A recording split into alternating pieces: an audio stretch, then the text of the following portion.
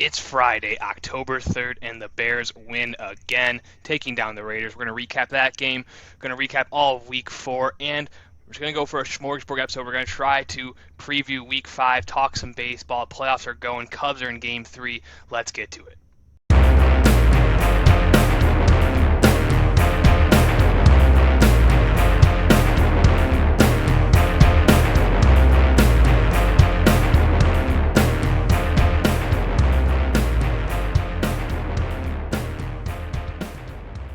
We're here again, Alex.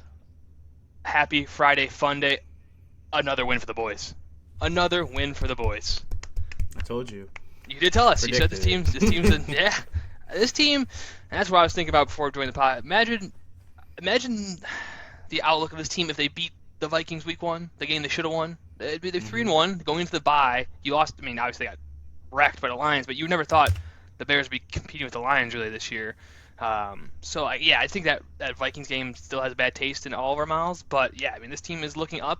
Obviously, it still has a pretty hard schedule coming up, but 2 games you had to win, and they did. Yeah. No, absolutely.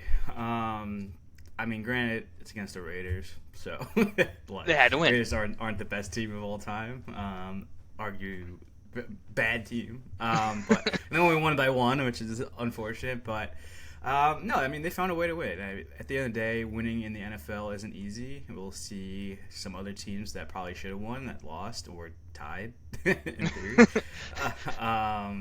But yeah, so winning in the NFL is not easy, especially on the road. So you got to have tip to them at least a little bit.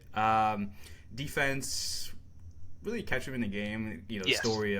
story of the Bears franchise for the past 20 years, essentially. More, Probably yeah. the whole, the entire franchise history. I mean, even 85, you could look at like, oh, the defense was the best defense of all time, and then they also had Walter Payton, so it's like, oh, cool, but like, still, that's it. Yeah, Had one yeah. player, and then Yeah, for sure. But no, I mean, at the end of the day, I mean, they didn't look necessarily bad. They didn't look necessarily great. You got to win. I think going into bye week, like I said last year, I think this is a good time to have the bye week because you're a younger team. Well, not maybe necessarily a younger team, but like new head coach. yeah, inexperienced, I guess is the word. Yeah. So you get to evaluate what's actually going on, and then see if you need to make changes. It's harder to do when you don't have, when you're prepping for the next week. I think it's obviously good. We'll see what happens when they come off the bye. They get to play the Commanders, but feeling good for now. Yeah, and like I said, the way they won too, it felt. I mean, the first half was tough. I mean, the offense was not really working very much. Felt like mostly field goals. I think they only had field goals in the first half, 9 points. So yeah, it wasn't great. And then also the defense was getting just crushed by Ashton Genty, who learned how to run finally. Changed his stance to Michael Myers' stance. Everyone's pumped about. So I don't know how much it actually helped, but clearly 3 touchdowns and 100+ yards does help. But yeah, like I said, the offense did really turn up the second half, where that's what you wanted to see was what can we do while we're down to a shitty team. Rome is awesome. so Caleb, that Rome connection is amazing. And then, just overall, just the way he conducted the offense, it felt better for Caleb. The way Ben Johnson called plays was better. Didn't love the halftime speech from Ben Johnson, a little bit of psycho. Ben Johnson's a psycho in general. I think we've got to come to grips with that. I think we got to, he's just in the mode. He was just doing crazy eyes. I saw a tweet, gave me a little bit of Adam Gase vibes. Kinda. I didn't like that tweet, really. But, Gase just did it in press conference, He was doing it on the field. yeah, exactly. At least it's a little bit different. But yeah, Ben Johnson definitely a psychopath. But, again, you want a psychopath as your coach. I'm happy with that, as long as we're winning games. Yeah, no, absolutely. He apologized about the halftime interview. He said, I don't know. He said he misheard her. He said he thought she wasn't even asking a question. She was making a statement. Like, he needed to make some changes. And he's like, you think so? Historically, sideline reporters don't do that, Ben, but it's okay. We all miss here. He's new. Mm-hmm. Yeah. It's like, this chick just wrecking me right now? What the fuck? Yeah. So he did apologize. So that's cool. He owned up to it at least. But no, yeah, he's crazy. I think, just speaking of the game, obviously they win on a blocked field goal at the end, which usually goes the Bears' opposite way. Always. 90% of the time, I would say. I was legitimately like praying. I was like, "Come on, just one time. Like, we gotta get one here." And then they blocked it. I thought, like, I was praying for a miss, you know. Yeah. And then they block it. I saw someone do a breakdown where the Raiders were just kind of just hiking it as soon as the guy like did his hand motion. So they picked up on it, and like they were almost getting it almost every time, and the last one they finally did. So that's cool to see. You can pick up on stuff like that. And then I guess speaking of special teams, Carlos Santos was nails this game. Gotta give him his props when they're due. I'm still nervous every time he hits it's like 52 yards. I'm like, fuck, dude, come on, Cairo. And then he's like, I think the one he hit was like 54, 55 around there, and like it was clearly good too. Like it was good from a decent distance. But I remember just the whole time I was like, come on, man, you got this, right, dude? 52 yards. I was like, I don't know if he got the leg. So it's not a good feeling as a fan. But you know, when he does hit it, you have to give him his props, like you're saying. Yeah, we need one of those upgraded Terminators like Todd Bowles was saying. I don't know if you saw that. No, he was talking about kickers, and he's like, yeah, before if guys that could kick like over 50, it was like the Terminator. Now with these new balls and these kickers, it's like they upgrade to the T5. Oh, T5000 or T2 2000, that's like that. One of them. Yeah. I'm like, that's a great analogy, honestly. Todd Bowles definitely seems like a big Terminator guy. Just closet, just loves it, dude. Just like turns it on, turns off his robotness. Like, I enjoy this. Just zero motion. Yeah, I don't know if Todd Bowles' confidence has kicked in or something, but like, dude is being wild this year, just saying just shit out of the blue. Like, he's got nothing to lose. Well, yeah, I mean, you love it until he says he's sexually attracted to his other players, basically. Well, we're not attracted, but in a relationship. Necessarily. Yeah. They just fuck, okay? Yeah. No feelings involved. Yeah. But yeah, no, other notes for the game. I guess we'll start with the positives at least. Max Crosby was dominating that first half. Oh yeah. All over the field. It was crazy. It was like every play you're like, you like the fan you're watching, like, where is he? you gotta make sure you don't go at him. Yeah, I'm like, they double team that guy. I'm like at the line of scrimmage, like, hey, double team, just fucking from my TV screen. Yeah. So props to the Bears because they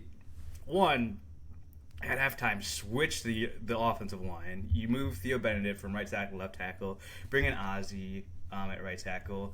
Granted, yeah, the pressure, and then I'll just say the pressure did go down like a lot. That was the great move. It worked, but I think a lot of it too was them actually doing double teams and like throwing extra guys at him, not just letting Ozzie be on an island out there. Because I watched all of Ozzie's snaps. Kind of in a vacuum, and he was fine. He wasn't great. Like, he just whatever. I mean, it's a rookie against the best DN in the league, probably top 3, top 4. Yeah. Like, yeah. So, that's game plan. I mean, that's how you know you have a better coach. That shit would never have happened in previous years. Yeah, like, you refuse to be like, hey, put Cole Kmet on him 1v1. You're like, what?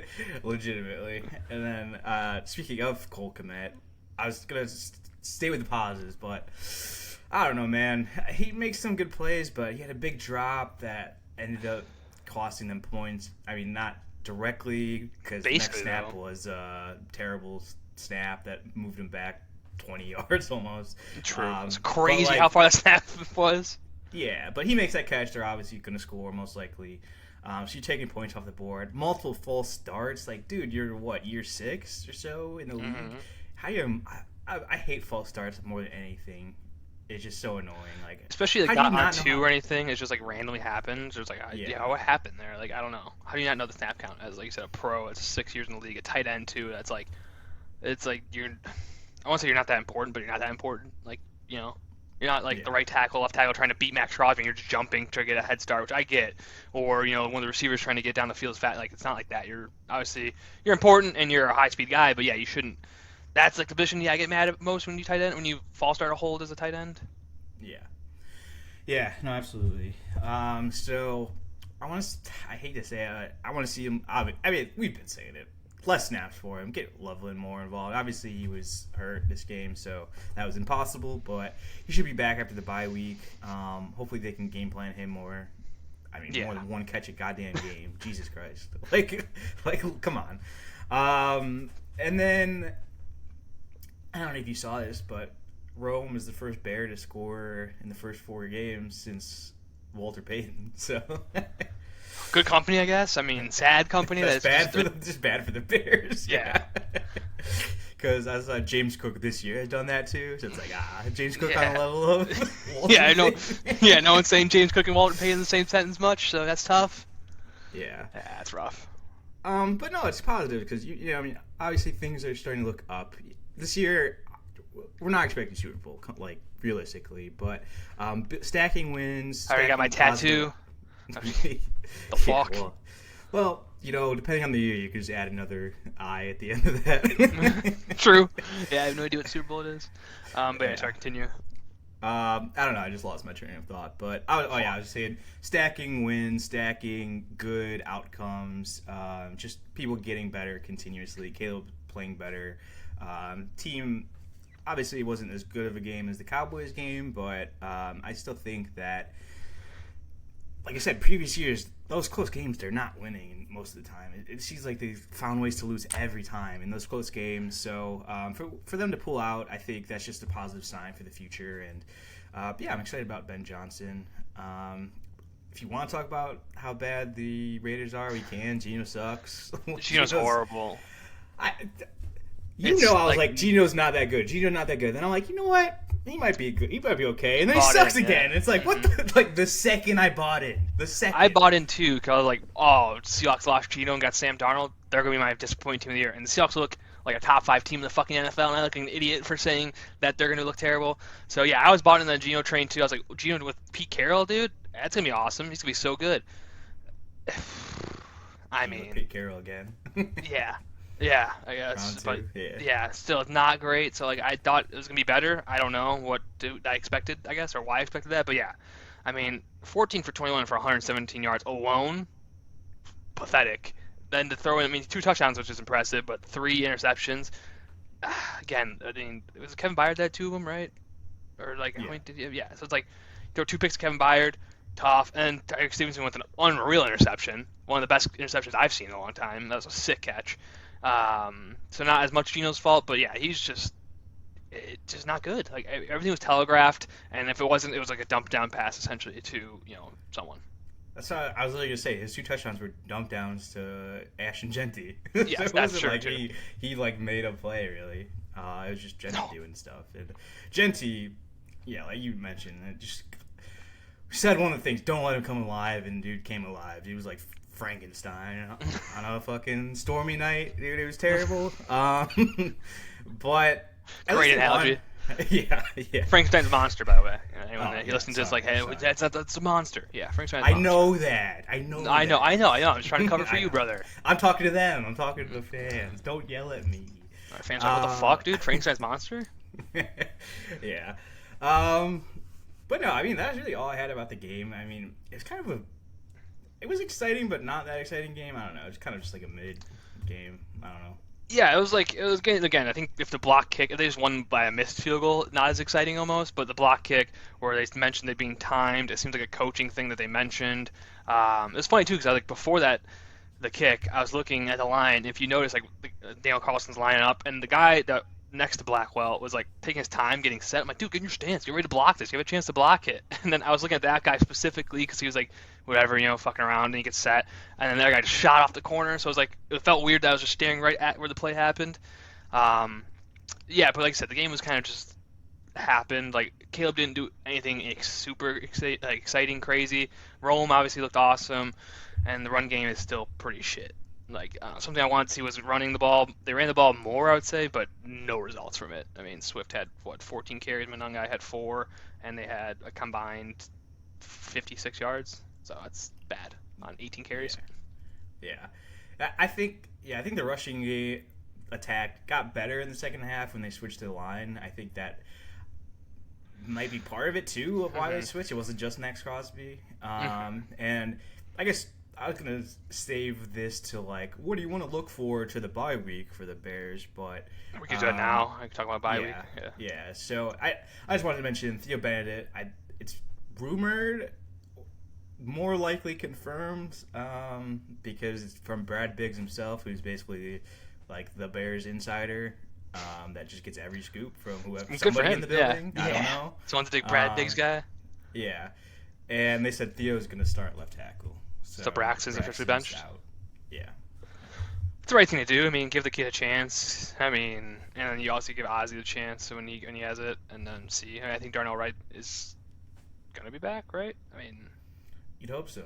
yeah. So either way, though, like give the kid some reps. Braxton Jones' ceiling.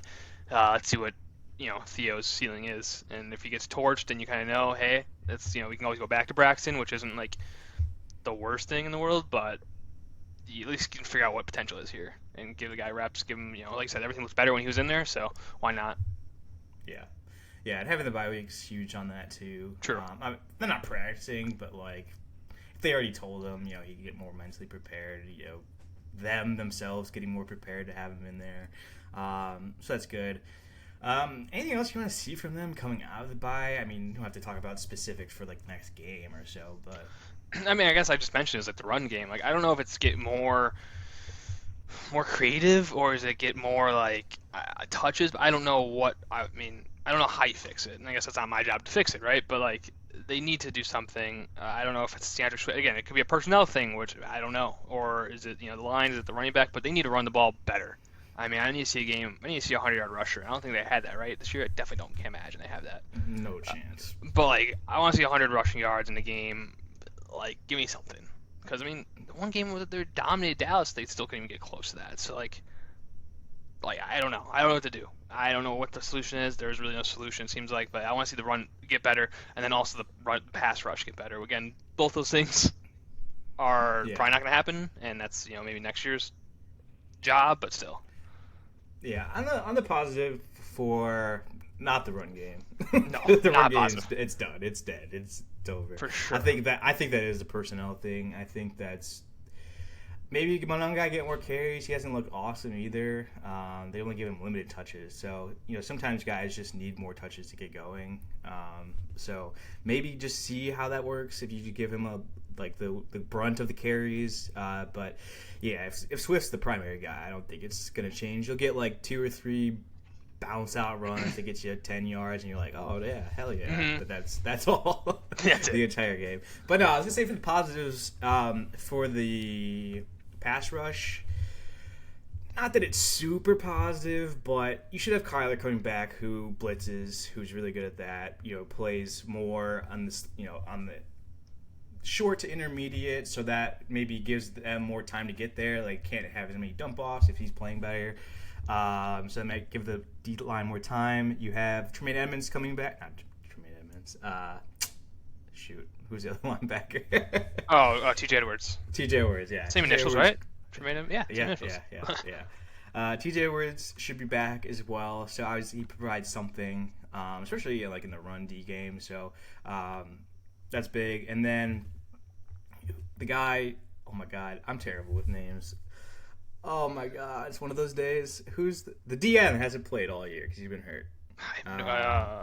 The guy that's always good in the preseason. No, Austin Booker. Austin Booker, yeah, he should be back, I think, after the bye. So obviously he looked good in preseason. Look awesome per usual, yeah. So like maybe that gives him a spark. Like I don't want to put him out. Like I don't want to say too much or too little about him because we just don't know yet.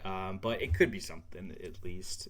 And for the trade market, they're not trading for anybody this year. I don't think. I think they know they're not that good. Like they're just an average team. Yeah, I think you hope maybe you can make a wild card, and then I think you keep everyone. Maybe you trade a guy if it's not like, if you get a great offer for like a DJ Moore, maybe somehow you trade him. I wouldn't hate it, just because I think Rome looks awesome, and Zacchaeus looks really good as a pickup, and you still have Luther Burden, who didn't do anything this game, but should still be a weapon, and I think receivers are easier to get. So if you do get a good trade offer, I can see moving him, be other like actually being a buyer in the market. Your team's set up for next year to have the cap still and to have all the personnel back, so just keep building on it. Basically, I would say the same thing. Yeah, if they could somehow dump Komet and DJ Moore mid-season, that would be awesome. I doubt it will happen, but yeah, I don't know. cool. Any tight ends about to go down? No. Whose knees are looking shaky? Kill's obviously on IR, but he'll be back. And They have nothing to trade for. Is like Yeah. just scoring a touchdown every game. Yeah. So I don't know what other tight ends. I mean, Kelsey's old, is dirty, sucks. True. Maybe they could use DJ Moore and Kelsey and Komet. True. Trade him for, I don't know, Chris Jones, if he's good still. Yeah. I don't know. Actually, no, probably not, because he's so old. Yeah, he's old, and then also just like I feel like I don't know, his contract's crazy. Yeah, I think that's what I want to see from the bye week. Just get some rest, have some good time, some fun, get back to practice. Then definitely just, I mean, again, this is positive. These are games that you had to win. If they would have lost, I think even one of these two last games, it would have been a different story. Where again, you still have in the back of your mind because you did lose that Vikings game, like I mentioned earlier. But yeah, I think you're feeling good going into, like you said, the Commanders. I think is the next game, right? And then Saints. So again, there could be two more wins. So like, I think Commanders is 50-50, and I think the Saints is going to be favored. So I don't mind it. Then the game after, I was going to wait to mention this, but the game after that, it's the Ravens, and I think. But, of course, Lamar is going to be out until the Bears game. It's like, cool, dude, thanks. Love that. Yeah, classic. That's how it seems like always happens with the Bears. I think I mentioned this like one podcast ago, but it always happens with the Bears or Cubs. It seems like the best player just comes back the day they're playing the Cubs or the Bears. It always felt like that. But whatever, that's loser talk. All right, we can move on to the NFL Week 4 recap. Starting with, we mentioned this team already, Thursday Night Football, Seahawks at Cardinals. This was so long ago, literally last week. I don't have much other than, Seahawks grinded it out. They dominated the game pretty much. They let the Cardinals get back in it, and then they still end up just winning on a game-winning field goal. So yeah, that's about it. Yeah, Jack Smith was good. Yeah, it was a weird game, because, like you said, because they just kind of let them back in and almost could have lost. And then my key to the game was catch the ball. They still weren't catching it until the second half when Marvin Harrison decided that he's good again. I don't know. Mm-hmm. Yeah. It was looked like he was about to I don't know, go do a different career at halftime. He literally dropped it. He dropped a pick off his hands into someone else. He basically handed it to the defender. Yeah. He was like crying almost. Yeah. So I don't know what happened. I'm happy for him that he was able to turn that around. Obviously, I think it's probably good leadership. Somebody in that locker room that talked to him, but yeah, weird. But Seahawks just a good team. I mean, they're gonna make the playoffs for sure. Yeah, they're firing on all cylinders. Sam Darnold looks really good. Ken Walker looks amazing, and then I said Jack Smith, JSN looks awesome too. I mean, top 10 receiver right now. So and then the defense also just looks solid. So yeah, go Seahawks. Yeah. And then before we move on, I found a new. I wanted to tell you last week, but I saw it after we did the pod. Instead of home Cardinals, apparently another thing is away Seahawks. Apparently really? Seahawks are way better on the road than they are. Oh man. Damn, I wish we would have known that. Yeah. I wish we would have known there's two Titans going at it. I know. It's fucked up, dude. That's sad. But no, we can move on. We got the Dublin game on Sunday morning. It was a treat to wake up to. You didn't wake up in time. No, I woke up literally at, I don't know when the game started, but I think 8:30 here. Mm-hmm. I woke up at 8:34, and I texted Anthony because I was playing him in fantasy. I'm like, that sucks. Looks like I didn't take out Jalen Warren in time, but not that I was gonna fucking win, but he did lose by 70. Yeah. My literally worst team I've ever drafted. It's bad, dude. I saw this week you picked up, what's his name? I guess we can talk about it now. Is you picked up because Trey Benson's hurt. But then you picked up what's his name? And I was like, oh, that's good to have for depth. And I looked, you just starting. I was like, oh, I don't think he's gonna do bad, but it's just funny. You just rocked him in for the starting lineup. I'm like, that's tough for Alex. You gotta have some spark in there. Yeah. Can't be throwing out Zach Charbonnet, who gets 8 points a game with 2.1 yards a carry. It's like it's the boy, dude. That's not what we need. Consistency. Anyways, yeah, back to this game. I mean, is Aaron Rodgers back still? I mean, is he still back? I don't know. Pretty good. I don't even know. Yeah. 18 for 22, not bad. Yeah, it was because we talked. Well, I said it. It was the Vikings blitz all the time, and then the Steelers. Or he was bad against the blitz, but he was getting the ball out instantly. He was like 2.1 seconds, or like 2.2 seconds was like time to throw for the game. So obviously the game plan. I don't know. The Vikings just didn't realize that people could game plan against it. Yeah. Not really sure. Kevin O'Connell forgot playing what Aaron Rodgers is like. He's like, shit, what's this? Who's this guy? Yeah, exactly. But yeah, I don't even know. Other than that, I mean, obviously the Vikings almost came back and won, which was shocking because they were down by so much. But Peyton Wilson, at the end, I want to shout at him. He tracked down Addison. Granted, Addison, I don't know, people are like, how did they catch him? He stumbled. Addison stumbled twice. Yeah, so that's how they caught him. I don't know how he stumbled twice, but he did. Didn't do much training during the bye or the suspension. Yeah, yeah. So that really could have probably won them the game, honestly. Yes. That they tracked him down because of all the time that they saved. So I don't have to harp on it too much, but what a play by him. Steelers probably better than I thought. I was shitting on them really hard last week, but still probably just like a mid team. I know they're 3-1, but it's the Steelers. It's Mike Tomlin, dude. They're gonna go like 9-7 or whatever it is now, 9-8, and then they'll be like, oh, he got 500 again, or whatever. Aaron Rodgers is gonna look really solid, which I think he is. DK's awesome, and I guess Kenneth Gainwell is the new RB1 somehow. I don't know. And then they're gonna be okay. Their defense is still not great, but even this game they played really well. So I don't know. It was weird. Their defense was awesome. It's 6 sacks this game. Again, I tweeted out: is Carson Wentz just Carson Wentz? Like, did we forget he's just Carson Wentz, right? So I think they had the chance to win that game at the end. He just threw a pick. My notes, my last note was Carson Wentz ... very Carson Wentz. Yeah. So yeah, he's maybe not as good as, or maybe Kevin O'Connell didn't do his magic on him as we thought, Yeah, not yet. Maybe could just be Dublin. Now, don't the Vikings have to play in Britain this week? Mm-hmm. I guess I get it. I mean, at least they get to stay out there. Maybe it's fun. You get to like go around, but like they're still practicing. It's like how many days do you have off in the NFL? 1 a week? So like cool. Now you have 1 day off. You get to explore London, sick, or Dublin, wherever you stayed. Yeah. I don't know. I don't understand the point of that. Scheduling's terrible. Can I throw you a fact out of that though? Go ahead. Teams that have done that in the past, undefeated in the second game. I didn't know this happened more I think than it's once. only happened twice. Both the Jaguars. Yeah, so both Tattoo Jaguars for sure. That's good. Well, Vikings bet them hard. I don't even know who they play this week, but go hard in the Vikings. Yeah, the Vikings play this week, I'll tell you. They play the Browns. Obviously go for the Vikings. Regardless, the game could be in Antarctica. I'm picking Vikings. I don't know. I mean, I will pick the Vikings. I think we'll talk about it. I think that's going to be my sneaky close game. Yeah, probably actually. Okay. Okay. So who's next? We have, going to the 12 o'clock slate, we have Chargers at Giants. I don't know. NFL sucks, dude. What is this? How did the Chargers lose to the Giants? What a joke. It was an offense that wasn't that good. Like, the defense was fine, Chargers. But they lose Joe Alt. That sucks. He gets carted off. Malik Neighbors tears his ACL. Yeah, that's a big one.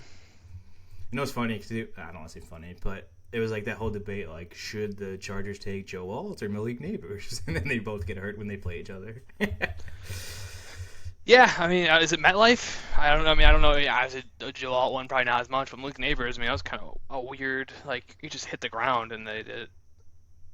So I don't know. Is it the MetLife effect? I think so. I mean, I saw like all the different torn ACL that happened in the last 5 years, and it's a good amount. So, I think it is definitely the field. People have been complaining about it. They're still complaining about it. I don't know if it's going to change. I just don't get how so many people, like, it's not just fans complaining about it. It's actual former players and current players, and like everyone complains about it. How have you not changed it? How have the fucking Jets and Giants not go? Like, it's your players that play on it. Yeah. It's not fucking. It's not like it's not like a home field advantage thing. It's Malik Neighbors just tore his ACL, dude. Fix this shit. Yeah. That's your whole offense essentially. I mean, Jackson Dart No. first start looked okay, but like, what are we doing? I think Odell got hurt on it before. Everyone gets hurt in this damn thing. Saquon, I mean, like, I'm pretty sure. No, that's against the Bears. I think it was at Soldier. But still, It like, was. Yeah. Saquon probably got hurt from it before. I mean, everyone gets hurt there. Like, why would you want this when you have billions of dollars? Just put fucking grass down. And they put grass down for when soccer's there. They have to. That's the I was rule. gonna. So, like, what are we doing? Yeah. It's like. It's like I want to make a counterpoint, but I 100% agree. I just want to say this counterpoint. I don't want it to mean anything, but I'm sure they do it partly because they have two teams and they're like it's so much easier to maintain instead of having a game there every single week, you know? Yeah, for sure. But at the same time, like you have two teams making twice as much money. Jesus Christ, figure it out. Yes. like you said, you want your players getting hurt. That's losing you money. So like you're gonna spend the money one way or another. Fucking do it and like having a successful team. Maybe that'd be a lot more cool than like having the shit ass teams that you've had for the past 20 years outside of the Giants winning a couple Super Bowls.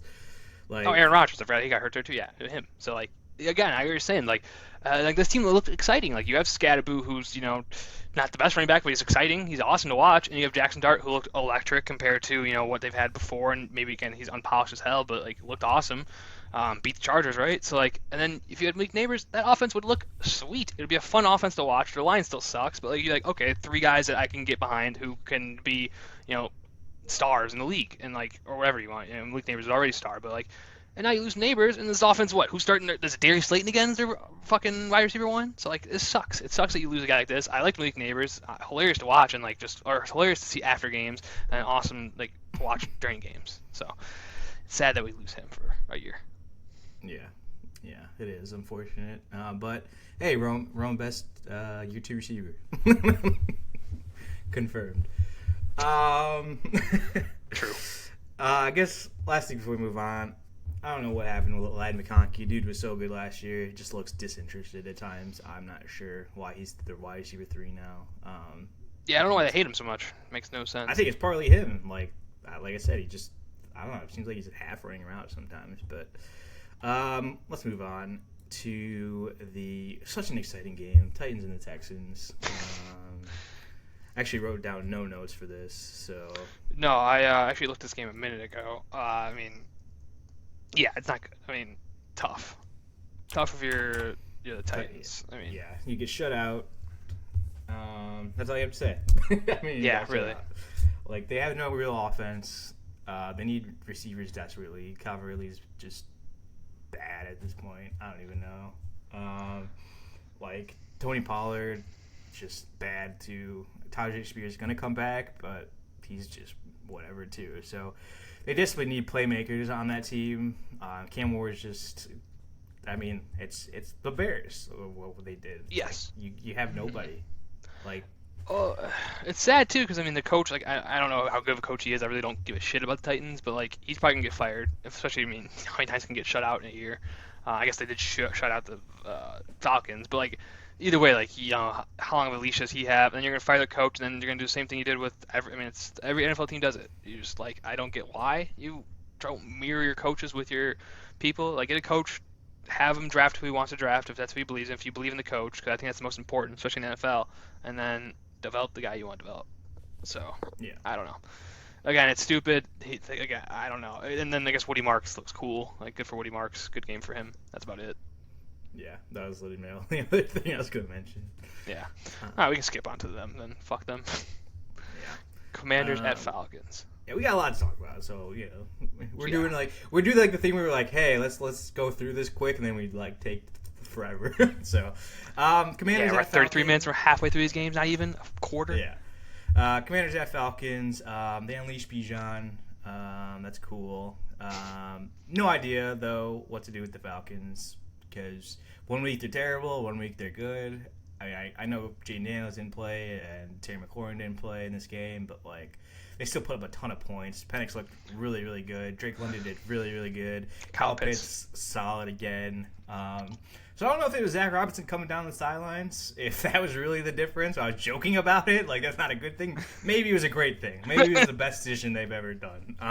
Because they looked really good on offense. But I don't know. I'm just Falcons. I'm going to believe them every time. I don't know if I picked them or not, but I'm just going to keep believing them every time. They are an enigma, absolutely. Maybe just don't take their division games into account. I don't know. Like nothing against the Panthers, nothing against the Bucks. Like, those games are just always weird. Panthers. Tough that they lost. I mean, again, this is another thing where it's like, hey, if you didn't, like, it wasn't a close game, I guess, so you can't say if you didn't, but if you didn't get crushed by the Panthers 30-0, I'd have some different ideas about you as a team. That one hurts the most. Obviously, again, 30-0 is crazy. It's not the Bears-Vikings situation at all, but yeah. And then same thing with the Commanders. Honestly, it's like, I don't know. I don't know. Again, they looked okay at times. They kept this game pretty close. Mariota did solid. The run game didn't really do much. I mean, defense really did was the story, I guess. Their defense looked pretty solid. I just don't know. And the return game, I just don't know what to make of them. I don't know. Again, do Jane Daniels back? Are they going to be awesome? Probably, but I don't know. I'm still waiting to see because Jane Daniels did not look good before he got out. No. Why did they trade Brian Robinson? I don't know. Dude's way better than the guys that they have got running out there. I really don't. I mean, I don't know. Like, I guess they wanted Eckler to be the main guy and like wanted the younger guys to get more touches. But like, if they had him, I would feel way better about what they're doing. Mm-hmm. I agree 100%. Yeah, I mean, they're giving 7 carries to Bill and then 7 carries to Chris Rodriguez Jr., who I don't even know that is. And they ran well, but like again, they're not like give one guy 14 carries maybe. I don't know what you're doing, and like give it to Brian Robinson. Yeah, and Chris Rodriguez, like, it looks good, but he had like a 48-yard carry, so it's like the rest of it was ass. You know? Yeah, like, or 6 carries for 10 yards. Yeah. Yeah. So, yeah, I don't know. I mean, we'll see. Jane Daniels, I think, is practicing now, so he should be back. But yeah, I guess good job, Falcons. You beat the Commanders. Okay. Surprising game for how close this was. Saints at the Bills. I'm not sure if the Bills just didn't care, kind of a trap game. We kind of mentioned it, but there was really no chance they were going to lose. It seemed like even, but like, it was closer than comfortable. Yeah, I just don't know who, like, what, I don't even know. The NFL is so weird so far. Like, the Bills they're undefeated, but like they haven't looked great. Like they've been close in a lot of games. Should have lost against the Ravens. Again, shouldn't have lost this, but we're close to the worst team in football, so it's tough. Yeah. Eagles out. And Miami didn't do good against either, which is weird. No. So it's like, I don't know if the Bills are like the team that you should be betting on. I'm just not sure. There's no other AFC team that's really good. I mean, Ravens are 1-3. They suck. Mm-hmm. Chiefs, I guess, look better. Oh, you will talk about them. Bengals and Steelers are not intimidating at all. And then South, who's in the fucking AFC South? I guess the Colts and the Chargers, Colts, like those are teams that are playing well, but I don't necessarily trust them.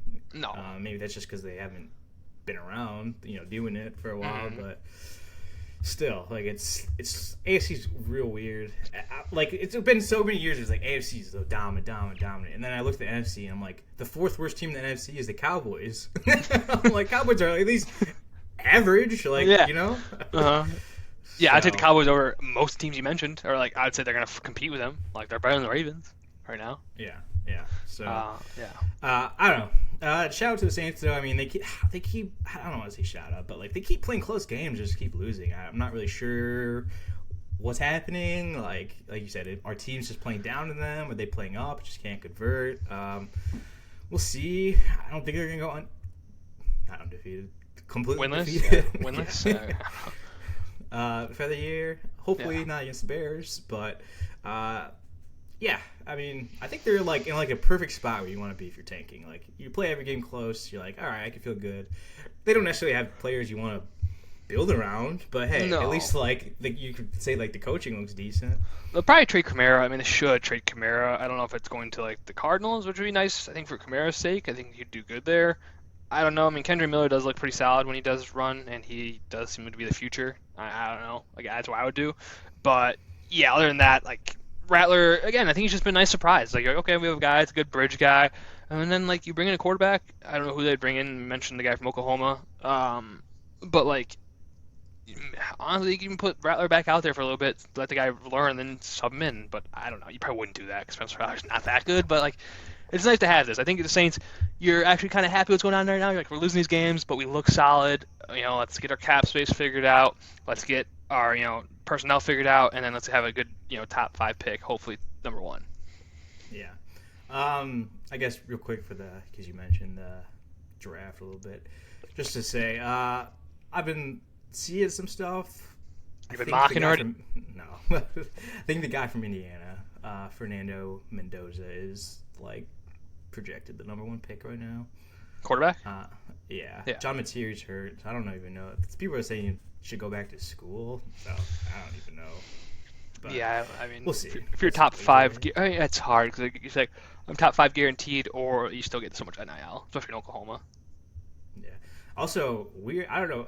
Weird Oklahoma stat that I saw yesterday. I'm sure you just saw it. Actually, just looked it up 10 seconds ago. I saw it. I think. Yeah. Every starting quarterback from 2015 to 2023 is starting in the NFL this week. Just saw it actually. Which is right Caleb, Baker, Spencer Kyler, Rattler. Spencer Rattler. I know the 5th one. I wanted to save the last one. Who's the one I'm missing? Eagles. Oh, Jalen Hurts, and then Browns boy. Dylan Gabriel. Yeah. So that's crazy. Like that is a lot. I mean, yeah. Yeah. And they're all pretty like solid. I mean, obviously Jalen Hurts is dog. Caleb looks really good lately. Kyler at times. I mean, he's been pretty crappy lately. And Baker's awesome. So, and Spencer Rattler looks fine too. So like, yeah, I mean, QBU, Oklahoma. Yeah. Even though they all just transfer out eventually and go somewhere else. Well, I was gonna say QBU with that after Lincoln, but with Lincoln Riley. Yes. But granted, Dylan Gabriel was there after him, but still, he went to Oregon. Yeah, exactly. And then Oregon. Caleb went to USC, I feel like, if anything. Yeah. Well, that's what I say. There's still Lincoln Riley there. Yeah, you know. True. I guess that's a good point. All right, we can move on to the next game. We have, what do I have here? Oh, Eagles at Buccaneers. I was the Saints at Bills, but we already did that. Bucks. We just talked about the quarterbacks. Hey. Baker time. It was not Baker time. Yeah. My notes. Eagles undefeated. Cool. Jalen Hurts 0 for 8 in the second half, 0 yards. Still won. Yeah. That's crazy. That's just crazy. A.J. Brown's going to request a trade soon, I think. I'm going to go on the record saying if A.J. Brown doesn't get the ball more, he's requesting a trade. I didn't see what he said. I saw he was commenting on it. Did you see anything? Yeah, I think he mentioned basically like no comment. It was kind of like the comment, no comment type thing. Like, we're winning games type thing. I don't know. I didn't really listen to the whole video. He wasn't very happy, it looked like, though. And, I mean, he's a top 5 receiver, he said, or top 10, and he's not getting the ball. Yeah, he had like 8 targets for 7 yards or something like that. Like, what the hell are we doing? And 2 catches. And people are blaming him, but, like, the balls weren't that close to him. Like, there was a couple where he probably could have caught, but still, it would have been 4 catches for 27 yards. No. It's like, why do you even have him? Like you said, like... Or someone mentioned it, like, you're paying him $30 million a year, and then he's doing nothing. That's got to be, like, so demoralizing for him. It's like, you pay me to be the main part of the offense, and then you don't use me. It's like, what the fuck? That's what they were saying mostly was, like, people are, like, his comments were more like, yeah, I want to be used because I'm getting paid so much. Like, I don't want to be, like, freeloading, essentially. And, like, like, I think Ocho Cinco said the same thing. Like, when you're getting paid that much, like, you want to feel like you're contributing. Like, you could be a ball hog called it, but, like, you just want to get, you need the ball. Like, that's how it feels. Which I get, like, It's not like Saquon. I mean, Saquon's been fine, but it's not like Saquon's been amazing, to be fair. Like, Saquon had 19 carries for 43 yards. And the Bucs defense is solid there, especially Vita Vea and everyone's, can stuff the run. But in that case, then throw it. Like, what are we doing? Yeah, I just have no idea. And it's like, they keep winning, so it's hard to, like, fault them. Yes. But like, I feel like they could be winning by so much more, and they're just like making every game close where they could lose. Like they could have lost this game. Baker threw a pick in the fourth quarter in the end zone. Horrible pick too. Yeah. Yeah. So with like 3 minutes left, so like they held up. Yeah, sure, but like they still could have lost pretty easily. So they probably would have lost. They blocked the fucking punt for a touchdown. And then, like, yeah, just multiple takeaways that maybe don't always happen. So I don't know. That's what I was saying. Like the Bills is like yeah. The NFL's so weird this year. It's like you would think that these teams are really good, but then they play like they're not. I don't know. I get it. Yeah, 100%. I think the Eagles are the easy favorites right now, but you don't know because like you just haven't seen their offense explode like it should. And like their defense also has been shaky at times. So I think the Eagles are the best team in the NFC probably, but they have some chinks in the armor if you want to say that. So I don't know. Yeah. But both of the teams should be still making the playoffs anyway. But yeah, for sure. Moving on, Browns at the Lions. Were you playing 2K with Amon-Ra? He pretty much confirmed that it was him. He absolutely confirmed that. Yeah, he did. Yeah. I will not confirm or deny it. What do you mean? Just say it wasn't you, dude. Yeah, if you can't confirm or deny, that means you confirm. Yeah. Well, hey, fuck, he did good. So I'm not. He had 2 touchdowns, right? I mean, it's always that mantra. Like some guys need rest, some guys need all this prep, and some guys just don't. Like, yeah, it could be a thing. Like, different. Get your mind off it. Like some people get overhyped, and you need that like release. Kind of like it was like what Ricky Williams and like Josh Gordon when they smoked weed. It was like they needed that release because there was so much pressure. They were so like uptight, and it could be the same thing around and Roberts. Like, hey, I'm not gonna do that, but I'm going to play 2K, which is completely fine. I will say 2K kind of fucked up for just exposing guys like this and saying that they're online. I know it's cool when you do play the game. You're like, dude, I'm playing with this guy right now. Tough if you're Amon-Ra, and then you're like, man, I got sniped when I just wanted to play some 2K at night. But yeah, I mean, I think like 4 hours of sleep basically he got, and I saw his record. He was dominating 2K, so you can't even blame him. If he was losing, I think that's where you could be like, hey, let's turn off the console. Let's get prepped. Let's read the playbook a little bit. But when you're dominating the park like that, you gotta keep going. Play till you lose. Yeah, I think the guy said he was on like a 14-game win streak. Yes. It's like, yeah, I'm not getting off either. I saw someone tweet too, like I fucked him up, and it was like someone that actually beat him one game, like just crushed him. Like I got him though. I was like, nice. So everyone was taking receipts. Yeah, it's so funny.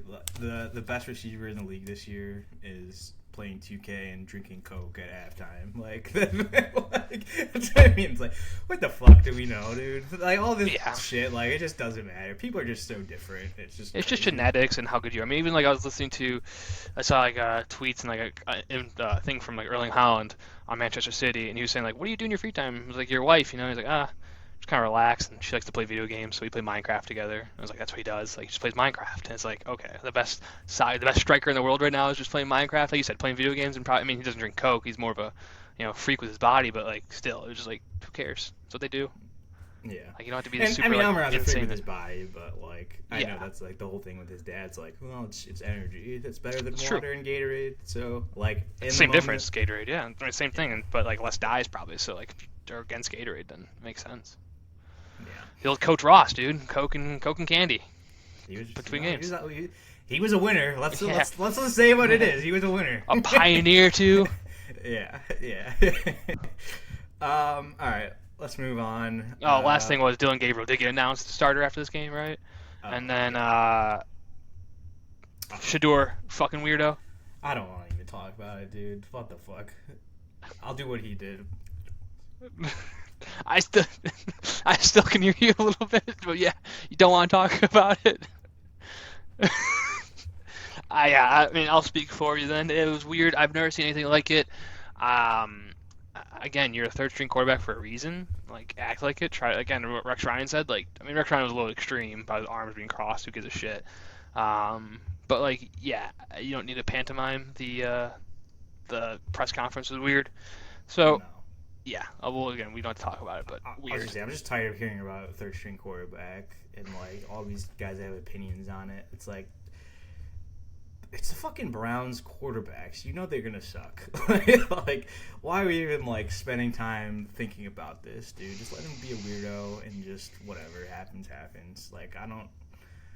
Yeah. Like all these guys on ESPN, so like he should be starting and he's gonna be starting by week 12. That's obvious. Stephen A. Smith. It's like, what do you mean that's obvious? He's the fucking third string. Like, dude, let him learn and do shit. And yeah, stop being a fucking weirdo all the time. My God, man.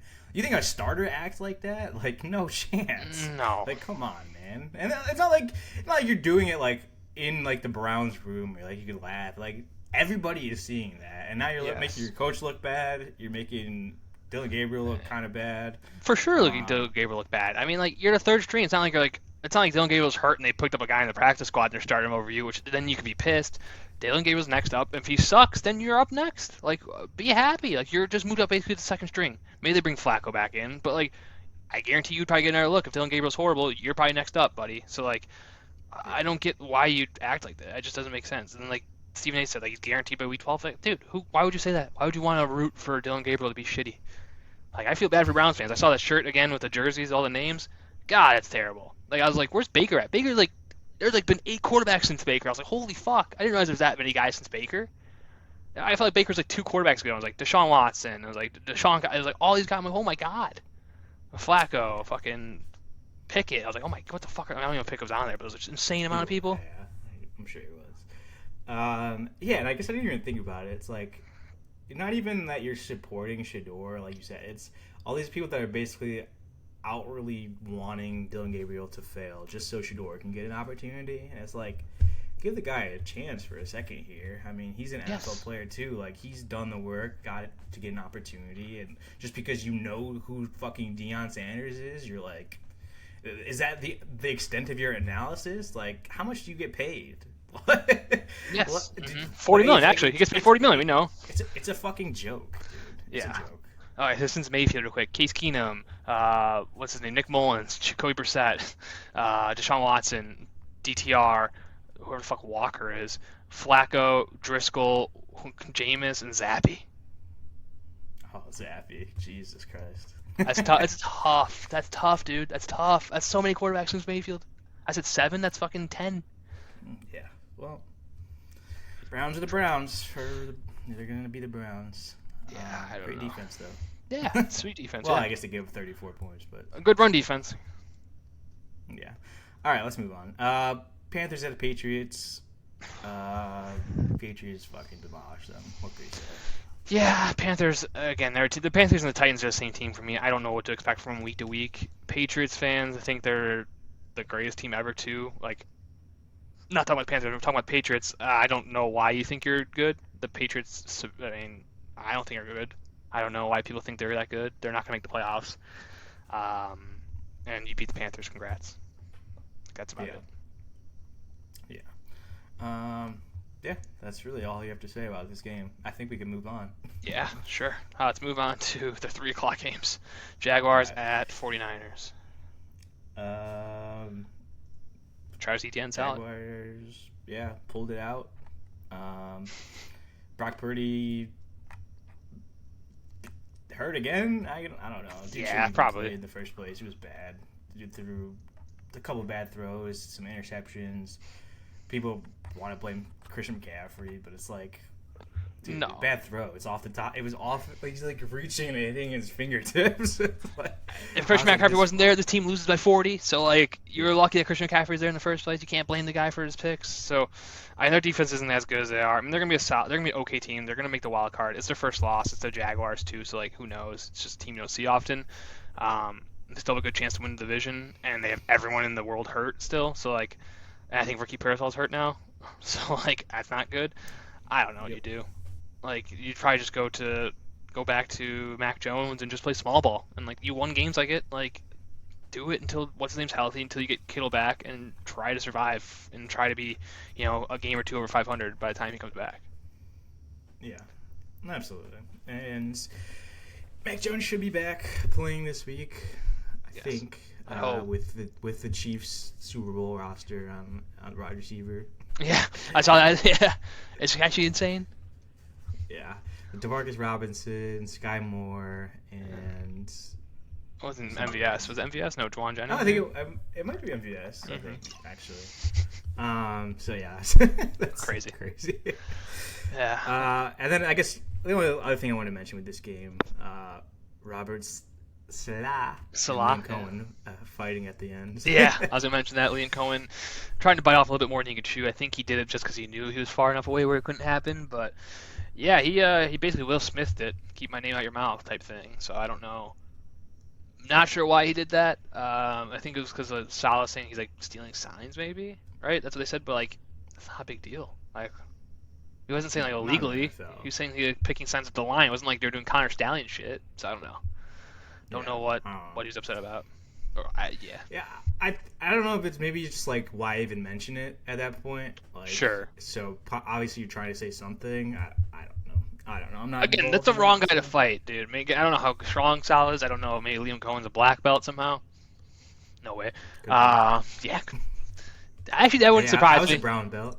True. It wouldn't surprise me that Liam Cohen was just fucking sick at like Taekwondo or something. But yeah, again, like why start a fight with Robert Saleh? That guy's yoked. Yeah, exactly. But yeah, Jaguars 3-1. Hey, credit to them. I would never expected that. So I mean, what's his name's still not that good. Trevor Lawrence is okay. It's just ATN. The ETN show really has just been awesome, and even their backup's pretty solid. Like good returner. I mean, he hasn't like a ton of touches, but yeah, the offense is just ETN centered. yeah, which is so weird because he was like borderline. People were like, yeah, this guy's not even gonna be starter in like by week 2. Yeah, like I mean, think he got announced starter, but everyone's like, oh, it's Tank Bigsby. And then like I know I drafted him in fantasy. I was like maybe, and then yeah, like he's been sick. So huge pick by me.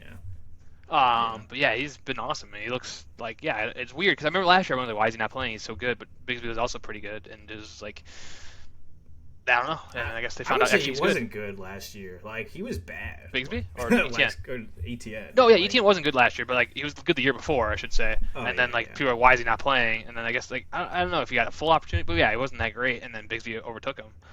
Maybe I don't Maybe know. he was hurt or something. Maybe. And just didn't like not really said, but Sophomore slump whatever. too. Maybe. Doesn't really matter. But Matters to me, damn it. All right, Colts at Rams. great game. Yeah, one of the games Very of the week. lively game. Really close. You could have this one. I have. I mean, I have a couple notes. I mean, yeah, I don't want to go too far. Daniel Jones still looks solid. Obviously, they didn't win the game. Did throw some picks, some Daniel Jones balls. I don't think they were a ton all his fault. And if they were, I mean, it's a good team. They ran to a good team. I wouldn't put too much stake in it if you were the Colts. John Taylor still ran his dick off. Tyler Warren still looks awesome. Michael Pittman looks good. Donnie Mitchell looks good. But the Rams are just the Rams. They're when they want to turn on, they can. And you have, I'm going to say it, the best receiver in football, Puka Nacua, is the best receiver in football, I think. I mean, you talk about Jamar Chase, talk about Justin Jefferson. I think Puka overtook him. This game made me feel that way. I mean, he's just so open all the time. He's so fucking good. And maybe I'm saying this because Chase isn't doing anything with Joe Burrow right now because Joe Burrow's out, but God, it's fun watching you. If you're a Puka fan, like if you have him on your fantasy team, whatever, like it's awesome. Yeah. It's awesome. And you still have Devontae Adams, who's solid, and you still have Kyron Williams, who's not bad. It's like he's good. So like the team's an awesome offense, fun to watch. Yeah, That's my for sure. my notes. I don't know if you saw. Puka made a corner retire. Did he? I mean, the guy retired. Xavier Howard retired after the game this week. That's tough, dude. Yeah. Second Colts. So that wasn't all the Bills when what's his name retired mid game. Yeah, Tough. Vontae Davis. Yeah. You mentioned Adonai Mitchell. He said he's doing good. Did you not see what happened? I said he did good that game. I did not see what happened. No. Oh, dude, he cost him the game twice. Did he? Oh no. So I did not see the game fully. I just saw. I'm looking at box score now. he had one of the best plays of a receiver probably the whole year. Like caught a ball like with somebody draped on him, like two guys like threw him off, running to the end zone, goes to just like stretch it out. Oh yes, I did see that. Okay, I Fumbles. did see this. That's tough, dude. Fumbles. Okay, whatever. Not whatever. That's fucking terrible. Yeah, it's scary. I mean, literally a swing of points right there. Yeah, and then at the end of the game, Jonathan Taylor had like a 60-yard touchdown. You know who got holding? Fucking Adonai Mitchell. When it didn't even matter. You didn't even need to hold the guy. That's and tough. then so they didn't score. I take my back on Adonai Mitchell. Cost them 14 points basically. Yeah, and maybe more because the Rams probably scored in that drive he fumbled. I think. 'Cause I remember that. Yeah. Yeah, dude, that fumble was tough. That was a.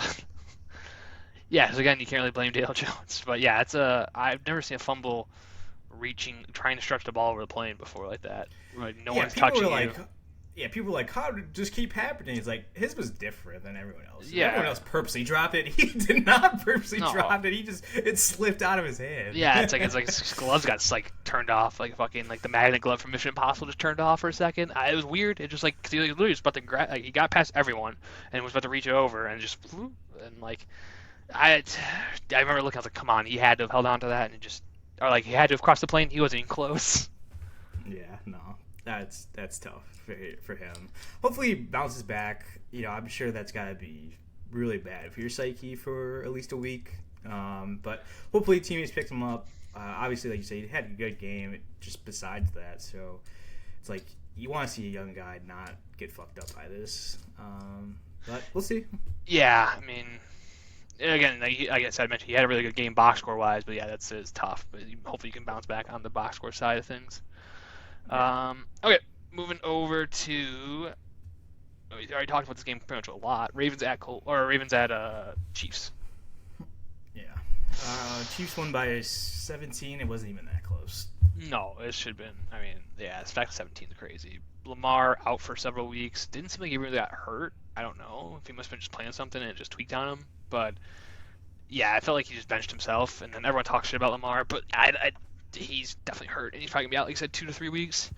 Yeah, the offense pretty fucked. I mean, the Ravens seem pretty fucked. They have to run the ball. Like, you have to give Derrick Henry the ball now. Like, he has to be getting 20 carries a game. It has to be Saquon-esque because I heard Daniel Orlovsky today talk about it, saying the Ravens are on first and second down the team last place in running it. Like, they just don't run the ball on first and second down with Derrick Henry. But when they do run it, they're like top 5, top 6, I think it was. They said that like yards per carry. So that means you have the ability to do it. Fucking do it. Stop passing the ball. Like, you know, your game works off the run better. But now you have what's the name of quarterback? Good luck. Yeah. Cooper Rush. For sure. Yeah, it's hard to say. I don't know Derrick Henry anymore because he had that really good game for week 1, and then ever since then he's been kind of ass. They don't give him the ball much. But they're not. But when they do, it's like he's fumbling. It's like what the fuck? Like dude had like 4 fumbles this year, at least 2. I know for sure that they lost, but I think he's fumbled at least one more time. But yeah, no, I mean for sure they gotta give him the ball. I mean, what else can you do? You're gonna trust Cooper Rush to do anything? Not like you have great receivers. They're good, like, or you have a couple good ones, but like nothing crazy. So yeah, you're paying Derrick Henry. You were a run team. That's your identity. Like, stick with it. It should be okay. But their defense sucks, man. Their defense is terrible. Roquan's hurt now, which he hasn't played good this year anyway. But he's hurt. Marlon Humphrey, we shit on him last week. He's hurt now too. So. Like I don't know who they're playing the next couple weeks before their bye, but they could be in bad territory. Yeah, I mean they play the Texans, who should be beatable, but if you lose to the Texans, then you got the Rams, you got the Bears, and you go to the Dolphins, which should win. Their schedule's pretty easy in terms of who they're playing, but like, yeah, next 2 weeks you could lose Texans and Rams. Yeah, they could be 1-5 going to the bye, like crazy thing for the Ravens. So I know a lot of Harbaugh haters are coming out now.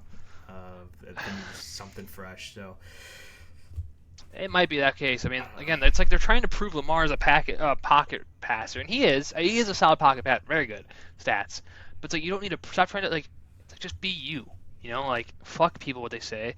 Run the ball. Have Lamar run play action. Run the ball. You know, do whatever he does. Like good. Like I mean, he can throw the ball in the pocket well too. Like just work off it though. It's like they're trying to prove that they're not this team, man. It's like, yes, you are. Just be you. Like the Bills. Like the Bills don't prove like Josh Allen runs the fucking ball because that's what he does. Like he's no change that. Like you can't take that away from the guy. I don't know.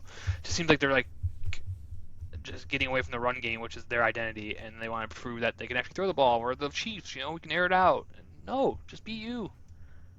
Yeah.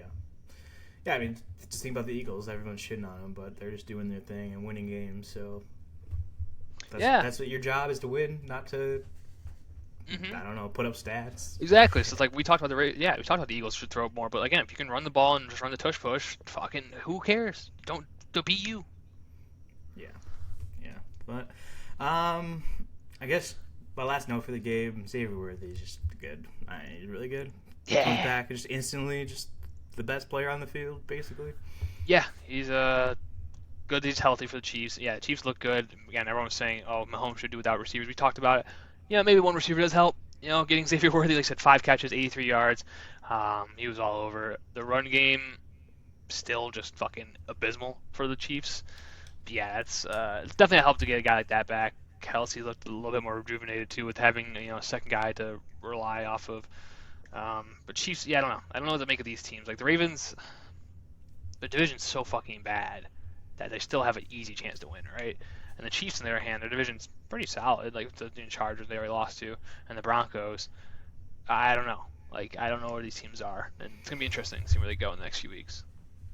Yeah, absolutely. I didn't even think about the Ravens being in such a bad division that it might not even matter. That's what I'm saying. Like yeah, if they win their division games, they're in. Like you just had to beat the Bengals, and the Bengals, and you just had to beat the Steelers, which those games are always close no matter who's get quarterback. It could be fucking Joe Flacco again back on there for the Ravens, and that game's gonna be 7-10. Yeah, yeah. Joe Flacco, can you pick it? Yeah, yeah, it doesn't matter, dude. It'd be like Big Ben versus like some fucking Joe Schmo, or like Lamar versus Duck Hodges, and it'd be like, oh, this game's 17-15 going into the third. You're like, we're going to the fourth. You're like, what the fuck's going on? Yeah, yeah. That's why I hate betting on division games. I feel like that happens just so much. I don't get it really. Like I know you like scout them more than every other team, but like it's so Yeah, weird. especially because Yeah, so much turnover in the NFL. It's different. yeah, yeah. All right, let's move on to Sunday night. This was Packers at the this Cowboys. was a slap in the face. We had a great day of football, some really close games, some good games. This game was awesome. One of the best games all year. Sick, back and forth, offense galore. Ends in a fucking tie. Awesome. Thanks NFL for addressing this. What do you think? I They don't need, know they need what to you get rid of tie. I do. mean, you have I to do don't like know. I know you have to do college. I think you do this and then Okay, you go yeah, to college that's the afterwards. solution. That's the solution. And I For think sure. with the college thing, you do no field goals. You have to just go for a fourth down and do it. And then by the third round, you're done. Like you do regular football for 10 minutes and then go to college for like a shootout almost. One caveat: do not count the stats when you go into that mode. Yeah, yeah. Fantasy would be I crazy. hate. I hate when like college, like this guy scored 3 touchdowns. You're like, it was all in overtime. You're Yeah. like, I'm like, cool, dude. Yeah, Like sick. you didn't do anything to get down there. I hate that. No, yeah, it'd be like shootout where you don't count goals or goals against stuff like that. I mean, wins, losses, whatever it might be. But yeah, you shouldn't like hurt a defense or give a quarterback stats for that. But I think that's what you have to do and just go to a winner, or you just make it long. But again, if you make it longer, it's just stupid because the first team, I don't think they can. yeah, like the first team, I think it was the Cowboys had the ball forever in the first possession, and it just leads to like nothing. So it's like, okay, cool. Yeah, the first drive was 5.5 minutes, and it's like, cool. Now the Packers know they don't want to give the ball back. They're gonna make their drive 4 minutes. Like, cool. We got to see 2 drives in overtime, and it was 2 field goals. That's like Yeah. sick, dude. Micah Parsons saved the game though. It's technically sacked Yeah, Dak. not a sack, but yeah, he did save the game. It was a nice tackle. But fuck all any Packers fan. Bears beat the Cowboys. What a shit team that is. Who cares? And you tie against them. Like screw you. Like, Should have lost too. Yeah. So, Packers have not been. I mean, they lost to the Browns and then they tied with the Cowboys. Like, obviously they did great against the Lions week 1, but I don't know. They might not be as good as we think they are. I said they were shit last week with Jordan Love's shit, and Jordan Love proves me wrong again. Threw for 340 and 3 touchdowns. So like, yeah, again, the Cowboys defense, sure you could say that, but yeah, it's a weird team. It's like a team where you just don't know what you're getting from the Packers. Like the receiving core is solid, but nothing like you're gonna cream over. And I guess Romeo Dobbs and his giant ass head are the best on the team, but Matthew Golden's okay. I don't know. It's just a weird team, weird vibes. Josh Jacobs obviously solid. I don't know what the Packers make it. Even the defense didn't look great though. Like obviously they got 40 to the Cowboys. Micah Parsons didn't do shit except for that tackle. Yeah. And the rest of the defense didn't do shit either. Yeah. Yeah. I don't know. It's weird. NFL is just Week to week, it's hard. It's hard to get up and down for each week. yeah. And it's just hard to, like I said earlier, it's like I just don't know who's that good, or is it just, like you said, it's just bad games, or what's happening. Mm-hmm. But, and I hate to fucking repeat myself 1,000 times, but, like I said, teams in NFL are way closer than we want them to be, or think that they are. Yeah, I mean, we see the worst team is one quarterback away from being a good team. You see it all the time. So there's things that it's like just underlying. But yeah, one note I did have for the Cowboys, George Pickens, really good. Still wish he was a Bear, but I'm not going to say anything. He probably wouldn't be a Bear anymore, but still. He would never die a Bear, dude. I couldn't imagine dude, George Pickens. We need Tyreek Stevenson. He did. Tyreek Stevenson, credit to him, he's looked solid. He's been the last 2 weeks, he's been really good. Yeah, even, yeah, he did shit against, but, he's holding down the fort. He's the only one out there, so credit to him. Credit to, if you shit on you, everyone in Chicago's probably shit on you. You look good, Tyreek. I respect that. Yeah. Still probably have George Pickens, but still, it's basically the same person. He'd probably be off the team by now. Yeah, I mean, George Pickens with the first year with Justin Fields, I'm like, what the fuck am I here for? No, yeah, that's bad. Yeah. But if they drafted him, they would have never traded for, what's his name? DJ Moore? That's not what I was going to say. For Chase Claypool. That would have definitely helped, probably. Chase Claypool Chase Claypool wishes he could be George Pickens. Yeah. Craziness and fucking skill-wise and, yeah. I forgot Chase Claypool. That's tough. All right, let's move on from Chase Claypool talk. But other than this, I mean, Packers, again, they're going to be fine. It's going to be fun to see the race for the division. The tie now throws a wrinkle into that. It's going to fuck me up. But I guess hopefully we got our one tie for the year. Again, shouldn't exist, but it is what it is. Yeah. All right. And we got a doubleheader on Monday night, starting with the Jets at the Dolphins. Dolphins win. Yeah, I don't have much. Yay. Yeah, you're cool. That's exactly what I would say. Yay and cool. That's it. It's as far as I'd go. Dead. His career is probably over. He was happy though. He was happy to be gone. I'm fucking out of here, dude. Hell yeah, fuck this team. To be fair, this was the year he said he was going to retire 3 years ago. So he's probably like, damn, I should have just followed through with that instead of getting money. But he's probably like, hey, I want to do shit now. I get my money. Awesome. True. That too. Darren Waller back. What the fuck? From the clouds. I don't know. Yeah, they traded for him after he was retired. I was like, why are you doing this? Like an NHL move where you're trying to get cap space, the cap floor or something? Like, oh, dude, Marion Hossa just got traded? Yeah. Then he doesn't play. He's hurt the first 3 weeks. You're like, why'd you trade for him? And then he comes out and gets 2 touchdowns. You're like, all right, well, this is bizarro land. I don't know. There's just a missing piece or two as Darren Waller. So he said it's like being high. He said so. I mean, he would know better than all of us. But yeah, that's what he compared the 2 touchdowns to. I mean, probably euphoric a little bit. Yeah. Other than that, Garrett Wilson, dog. Justin Fields. This is Justin Fields. You know what you're getting. Very good at running. Awesome at running. Amazing. And then passing, he's just fine. It's okay. I've said it before. Dude should just be a running back. And then He'd be so good. You create the ultimate weapon because you can just throw it on any pitch. Yeah. The defense would have no idea what's happening. Mm-hmm. Just have receivers always run routes on his thing. That's it. Especially the far side receiver that you're not running to. You'd have sick offense, and you just have to read it. Either go and run. I don't know. Yeah.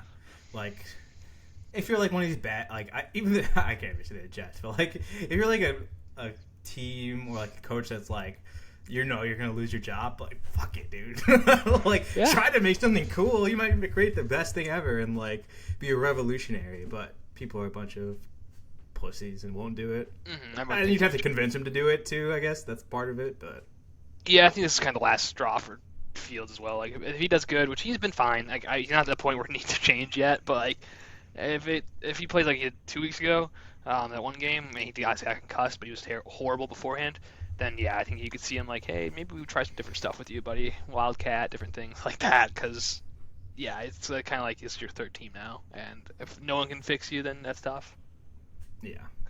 What other than that? I mean, yeah, each hand looked good, and that's about. I mean, Brees Hall looked awesome. So both teams just suck, and this was a suck off. So good for the Dolphins to win. Got the first win of the year, 1-3. 0-4 Jets, tough. Woo. And then lastly, a team that might be worse than both those teams, Denver, not them, taking down the Bengals 28-3. I've never seen a team quit on live television like that. I just saw the Bengals quit. They just stopped caring. They're done. It's over. They don't want to play football anymore. Yeah, I was gonna say Zach Taylor's never been a good coach. I mean, he was so bad until they got all the receiver, like all the weapons, and it's like, yeah, they're just carrying it, and like you were bad before that, and then apologies to Joe Burrow. When I said a couple weeks ago, why does the offense look good still? It does not look good at all. It looks terrible. They can't run the ball, can't pass the ball. Chase Brown is useless. Yeah, I feel bad. But, like, Jake Browning needs to go. Like, trade for a fucking quarterback. Get somebody, dude. You can get Jameis Winston for a sixth, like, or seventh even. Like, you can't keep rolling Jake Browning out and expecting, like, do something. Again, you're 2-2. I don't know. What's the end goal? Like, you think you're gonna win a Super Bowl with this team? Like, no. With any quarterback that you can pick up? Like, what are you gonna trade? Shot. You have no one you can. I mean, you already signed Trey Hendrickson to a fucking deal for some odd reason. T. Higgins, who's awful. I mean, again, he didn't have he's the best receiver last game, but like he's not good. Jamar Chase obviously is one of the best receivers in the league, so you keep him. But I don't know what you do. Like you're paying these guys so much money, you have no one you could trade. Like, Chase Brown, no one wants. Again, the only trade target's probably Trey Hendrickson, and then maybe T. Higgins. But what are you getting for either of those guys? Maybe Hendrickson more, but I don't know. Yeah, they could move Hendrickson. I'm sure a lot of teams need pass rushers, but even the Bears, if they want to trade a fourth for Trey Hendrickson, I'm all in. But they probably want more of that. They probably want a second or a third, which again maybe they deserve, but who knows? They're desperate too. Yeah, he's only on a 1-year contract now, so I don't know how much they get. Yeah. Yeah, I mean, like I said, I just don't know what do you do because obviously they're not going to win. Their team sucks. But like, do you just tank the season? Like, obviously you said the teams have already given up. So, like, do you just tank and get a better draft pick and get an actual good player that you can add to your team on the offensive line or defensive line? Not that there's a lot of good offensive linemen in the draft this year, but. And if they do draft one, they're not going to fucking sign the guy until week 2 of the preseason. So, like, what's the point? You just got like a legal battle with your fucking last draft pick. I don't know, legal battle. What are you gonna call it? Like, I don't know. But like, I guess technically legal battle. But like, still, what are we doing? This organization's just so badly run. The owner needs to sell it. He won't ever. The GM, I don't know who the GM is. Maybe get rid of him. But then you gotta get rid of Zach Taylor. Again, it's gonna come down. I mean, yes, you have Joe Burrow. You have your quarterback. That's the only positive note for the franchise is. Hopefully he's healthy and Turto isn't like career ending. So like that's good. But like you have your guy. You have a top 5 quarterback in the league when healthy. Figure it out. You gave him the money. That sucks. You know that he's not on his rookie contract anymore. But you gotta build around the guy. Start from scratch. I mean, Jamar, you're gonna have him too. I guess you have 2 weapons, but build from anew. Start trading people for a bunch of draft picks and try to like hit some home runs here. Because if not, you're fucked. Yeah, I mean, I don't know. You know my feelings about the Bengals, so. Yeah. Broncos. Anything on the Broncos? I have nothing other than they look fine. It's the Bengals. Yeah, they're good. I mean, they're a good team. Just got the run game going. Dobbins, I think, was the first 100-yard rusher in like 37 games or something like crazy. They call him Sean Payton's first 100-yard rusher since whenever. Harvey looked decent too. Yeah, that's good. So, shout outs. I don't even know why I start talking without knowing the guy's name when I hit my head. You're gonna fuck me and ask me who it is. Who the fuck is it? Is it an offensive lineman? No, I'm not. I'm just gonna leave it. I'm just not. No, shout him out. Was he a coordinator? Is he a receiver? Nah. Bo Nix? No shout outs this week. Nah, dude. Fuck it. Shout out Cortland Sutton. He's underrated still. Really good. But yeah, you hit everything. I mean, shout out Pat Bryant. He set a sick block. Illinois receiver that let Dobbins score. That's what I wanted to say. Troy Franklin, You need to learn how to catch the ball, buddy. You're too open to keep dropping these balls. That's all I'm gonna say. I keep seeing Troy Franklin drop highlights, and I want to believe in him, and he's very good. I think you had him as like an underrated guy going into the year.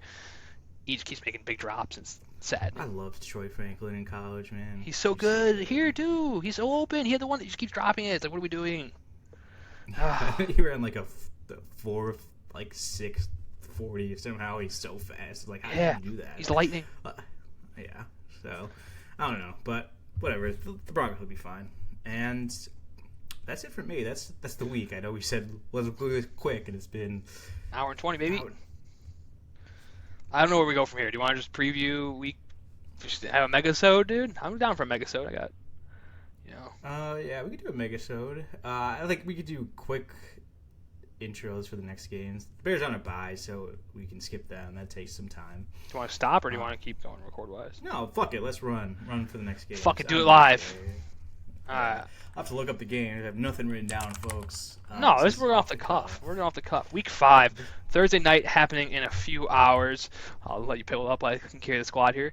We got the 49ers, little division battle, baby. 49ers at the Rams. Again, we mentioned, I think it's going to be, I think Mac Jones is starting. I think he's confirmed. Let me double check that. But yeah, I don't have much. We kind of talked about it.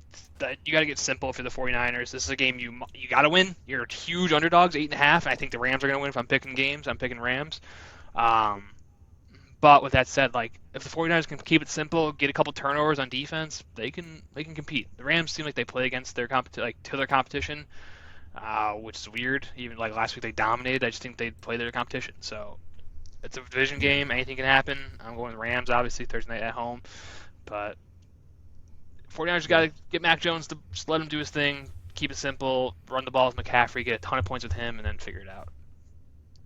Yeah, Rams should dominate this game in theory, but like you said, division game, 49ers kind of hang around. The Rams, like you said, don't always dominate when they should, so should be interesting at least, but I got to take the Rams. Yep. And then we mentioned earlier, back over the ponds in London, you got the Vikings and Browns. I'm just at the Browns. That's the Vikings Tottenham and Hotspur Browns. Stadium. Beautiful stadium. I think I mentioned last year when someone played there. Great stadium. So that should be a cool one to see. Hopefully they talk about the stadium a lot.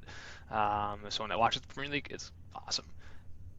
To the game, I don't know. Dylan Gabriel starting. We said that. First game starting. Viking. Again, you said I guess sneaky close. I thought the Vikings were going to kill him, but yeah, now that I'm thinking about it, Vikings aren't that good, so I don't know what to expect. Well, the reason Isaiah stayed close is the Vikings O-line got decimated. I think the 3 starters are out now. I didn't know that. Yes, and then you're going against the Browns D-line that's so dominant. Carson Wentz did not look good last week. So you're going against a team that can pressure the fuck out of you. Obviously, Browns' offense is yet to be seen. Judkins is good. Looks good at least so far. I know they're excited about Isaiah Bond, getting him more snaps and touches. But yeah, I'm not picking the Browns to win, but I think this would be kind of maybe down to the wire game, and I wouldn't be shocked if they won, just because the Vikings are just in like a weird spot right now. Sure. I kind of agree with that. All right, moving over to Las Vegas at the Colts. I'm taking the Colts. I think we said the Raiders just aren't good enough. Colts at home are really solid. Gonna have Ursay on the sideline again. The daughter, she's gonna be, she's got them cooking. When she's out there, they're a dog. And I think last week was just kind of a what if game not what if, but like a fluke type thing for Daniel Jones and the boys. I think they're gonna run the ball all day on this team. Only issue is if Max Crosby, who's awesome, takes over, which I think even with that happens, Colts win. Yeah, because the Colts O-line is just way better than the Bears. So let's just be honest about it. Yeah, I think they're just more, I guess, put together, or just seem like more cohesive, I guess, on offense in general. So, Colts should win this. Latu win off. I don't want to say win off, but he had 9 pressures last week. Had a sack. He was their first round rookie last year. He was good, not great last year. So I think he's starting to pick it up too. I feel like you see that a lot for defensive players. Like year 2 guys just come out knowing like, oh, who's this guy? Like, oh, he's the first round draft pick for the team. You know, I think it happened literally with the first Kenny Clark or whatever. drafted. Yeah. Yeah. You see that? Yeah, you see that. He's the one that had like almost had to retire, right? Because of his neck or whatever. Yeah, he's a dog from UCLA, right? So. But yeah, you guys just forget about, and obviously probably the fan bases don't, you know, if you're a Bears fan, you're like, oh, fuck, what about our guy, you know, like, darn all right, you know, he needs to be better. But yeah, the guys just take time. It's tough. It's kids getting drafted, like, so it's good to see him be good. Yeah. But yeah, like I said, I think the culture is put together more. Like, you have Jonathan Taylor. You can actually establish a run. Maybe you don't just have Max Crosby teeing off on your rookie right tackle, for the Bears, at least. Hey, it's a good strategy. See what he's got. Yeah. Throw him in the fire. But yeah, I have the Colts winning. Also, they kept saying Theo Bennett's a rookie, and you did as well. Is he technically a rookie? Like, because he was technically on the tee. Like, I didn't say he's a rookie. I meant Ozzie Trapello, kind of more so. But yeah. No, but they were saying it like all last week too. Yeah, but you said me. You said I said it. I know he's a year 2 guy. You just said it. I meant Ozzie. Chill. I know, but that's what made me think about it. I get it. Yeah, I'm sorry. He's not a rookie. No, I don't. It's not like I think is it basketball that does rookie of the year weird? I think football doesn't do that. I don't think so. Baseball's weird too. I think baseball you get to you can be like 28 rookie. Yeah, but it's like I don't even know because he wasn't drafted, so like he was on the practice squad. But like he got hurt, so I don't even know if he's on the practice squad. So like maybe he is considered a rookie. Comeback player of the year? No, Theo Benedict. Canadian Eagle. I mean, yeah. If you have a Hard Knocks appearance, I don't think you could be on rookie of the year. Yeah, for sure. All right, let's move on. I'm looking at CBS, so it's probably different than you. But I got Cowboys at the Jets next. Completely different than me. I don't care. Yeah, Cowboys only 2.5-point favorites. That's odd. Why? Yeah. Every time I say this, I'm wrong. Every time I keep saying this, why are this like this? And then we'll see with my Urlacher picks. Terrible the last 2 weeks. Yeah, I didn't do great either, but you went 0-3 and I roasted you for it, and you just didn't respond. I felt bad. Yeah. Well, I kind of forgot what the last team I picked was, and I was like, I'll figure it out. I haven't written down. Yeah, I did too. But yeah, Cowboys Jets. Cowboys should win. I don't know. Like they obviously their offense is much better than the Jets. Jets defense hasn't looked good, even though they should be. Yeah, they've been okay. I mean, I guess if Fields runs all over the Cowboys, I could see it. Breece Hall, Cowboys aren't the greatest run defense of all time. So not a good that's an defense in opportunity. general. Yeah, so I don't know. I mean, obviously I'm picking the Cowboys, but I mean they just tied with the Packers. Like, they're supposed to be one of the best teams. But I don't know. This shit keeps happening. It's like, well, how'd this team do this good against this team? And then they fucking suck, like the Panthers. It's like, beat the Falcons 30-0, and then you get blown out by the Patriots. Like, what are we talking about? Yeah, it is so bizarre. Yeah, it's one of those things where it's like every game the Cowboys are going to be in seems like it's going to be a shootout. And then is the quarterback better than Dak Prescott? That's what's going to happen. I honestly would have said Caleb's better than Dak Prescott. They lost. Maybe it's because CD and the whole game changed. But now you don't have CD Lamb. You have George Pickens. Like I'm just gonna pick the Cowboys because I know Justin Fields isn't better than Dak Prescott. Maybe Justin Fields will play better and they win. That is a possibility. I can see it being close. But the fact that they're favored is kind of crazy in my mind. Sorry, I thought Jets were favored. My fault. Okay, I misread that. No. Okay, so then I'm going with the Cowboys. 2.5, I guess makes sense. You just have Fields. It's just Fields versus Dak. Who do you have? Yeah, I'll take Dak. Yeah, I think I will too. All right. Moving on, so I got Texans at the Ravens. Texans are favored in this game, I think, just because Ravens obviously have just a plethora of injuries. Yeah. And, like, every good player that you can think of is pretty much out, besides, I can't say that, but like half of them, at least, for the Ravens, because they have so many. Mm-hmm.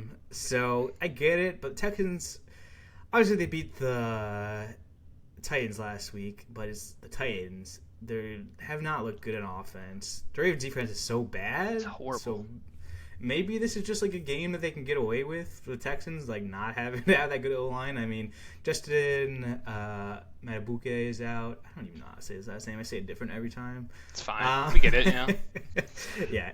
he's done for the year now. Is he? At first, it was like he Yeah, he might said he's be been back out a last week. couple Yeah. weeks, and then it's like no, he's done for the year. So I don't know what happened there, but he's done. They don't have like a great D line outside of that, so Texas might be able to get away with this. It's like I still want to pick the Ravens, but I think I'll take the Texans just for fun. I like the upset of the Texans. I agree because I think you said the Ravens' defense is dog shit. The Texans' offense is dog shit. So I think that kind of canceled out, right? Maybe the Texans have an advantage now because a terrible D line. And then the Ravens' offense isn't. I mean, they have Cooper Rush. I mean, Cooper Rush has been okay in the past, sure, but like Texans' defense, really good, right? So like. Derrick Henry's going to run the ball a lot. I think he's going to get his carries, but I don't know how effective he's going to be against that defense. So I think the Texans have the upper hand technically in personnel. Obviously, if Lamar's there, it's completely different. I'd pick the Ravens, but the Ravens haven't shown me anything. They are 1-3, right? You are what your record is. That's what they say. You're still 1-3. Like again, I think the Ravens are going to figure it out and be better eventually, but you're 1-3, so I can't say anything. Yeah. All right. Maybe a much better game. We got the Broncos at the Eagles. It should be a fun game. 3.5-point favorites. I'm just not gonna bet against the Eagles until they lose. I agree. mean, we keep saying like they should do this, should do that, but like we said too, at the end of the day, their job's to win. They win. I don't know how. They just keep doing it. They just win. They just do it sloppily, but hey, it's there. They win. So. That could be even like a positive for them, where it's like you don't even look great and you're just still winning games against good teams too. It's not like they've been playing bad teams. They beat the Rams, they beat the Chiefs, Cowboys. I wish they were okay. I forgot all their wins. I heard name a couple. Okay, yeah. But like you know what I'm saying, like they're still playing good teams and winning, even if they don't look awesome. So playing another good team this week too, which last week, which was the good team.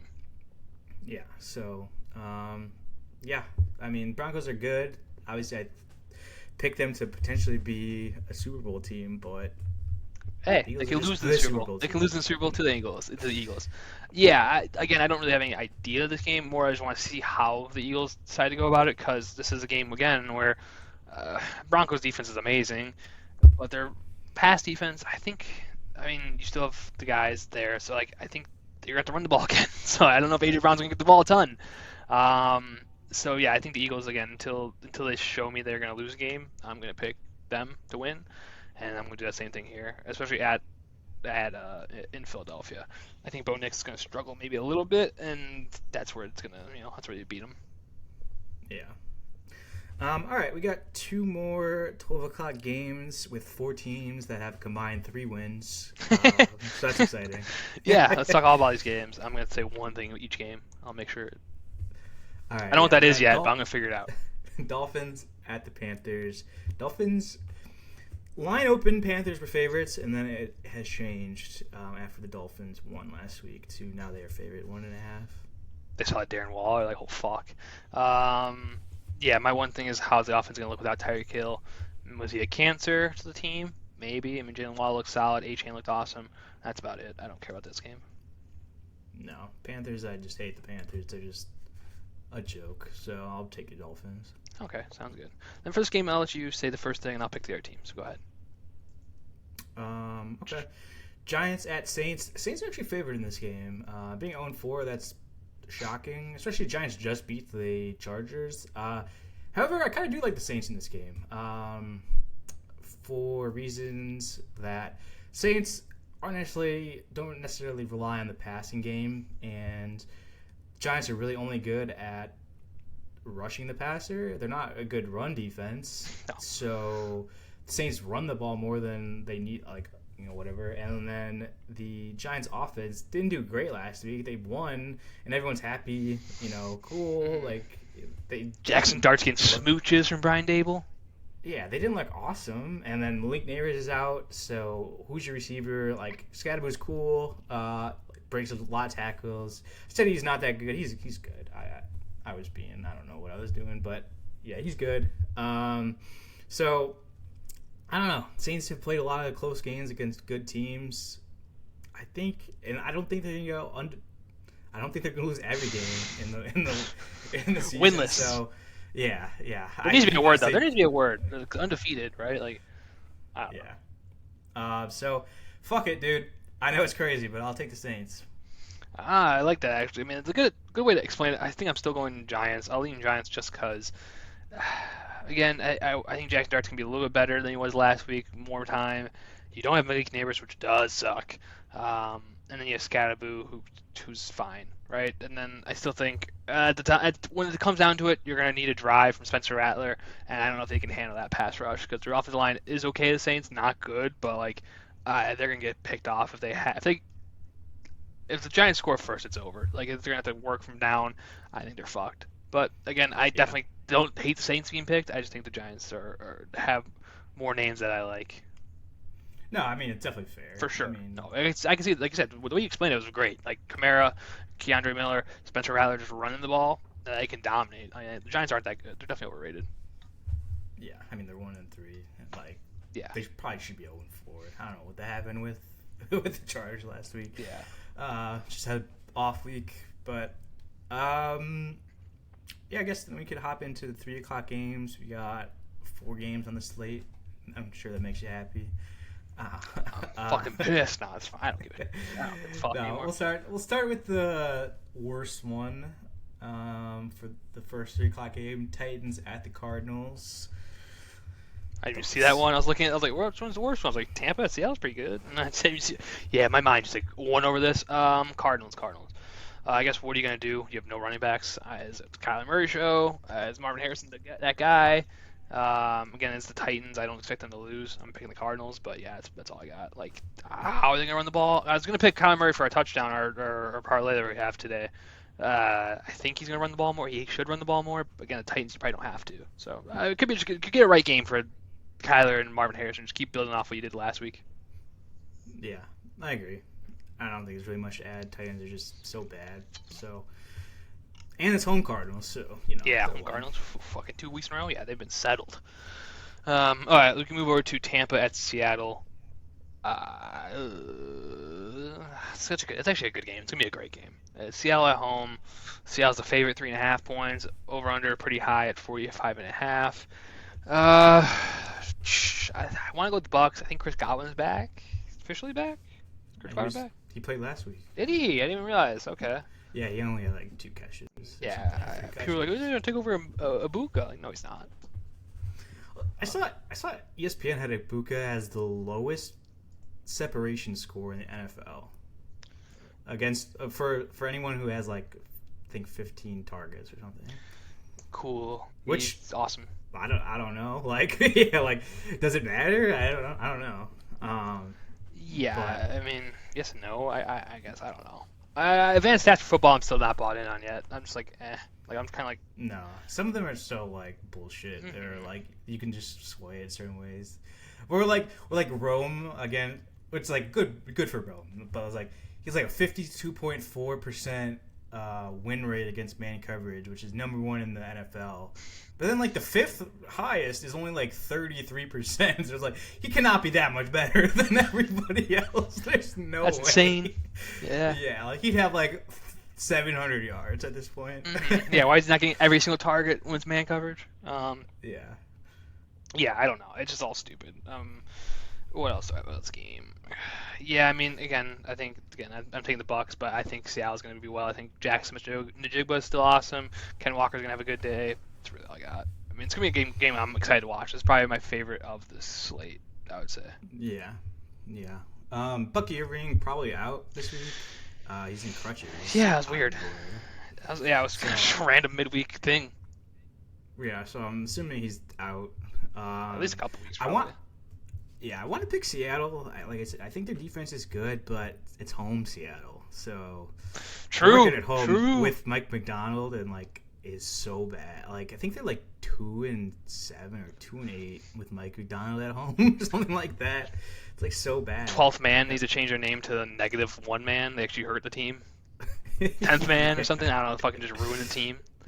Yeah, that's funny. 12th man Thanks, for the other team. Yeah.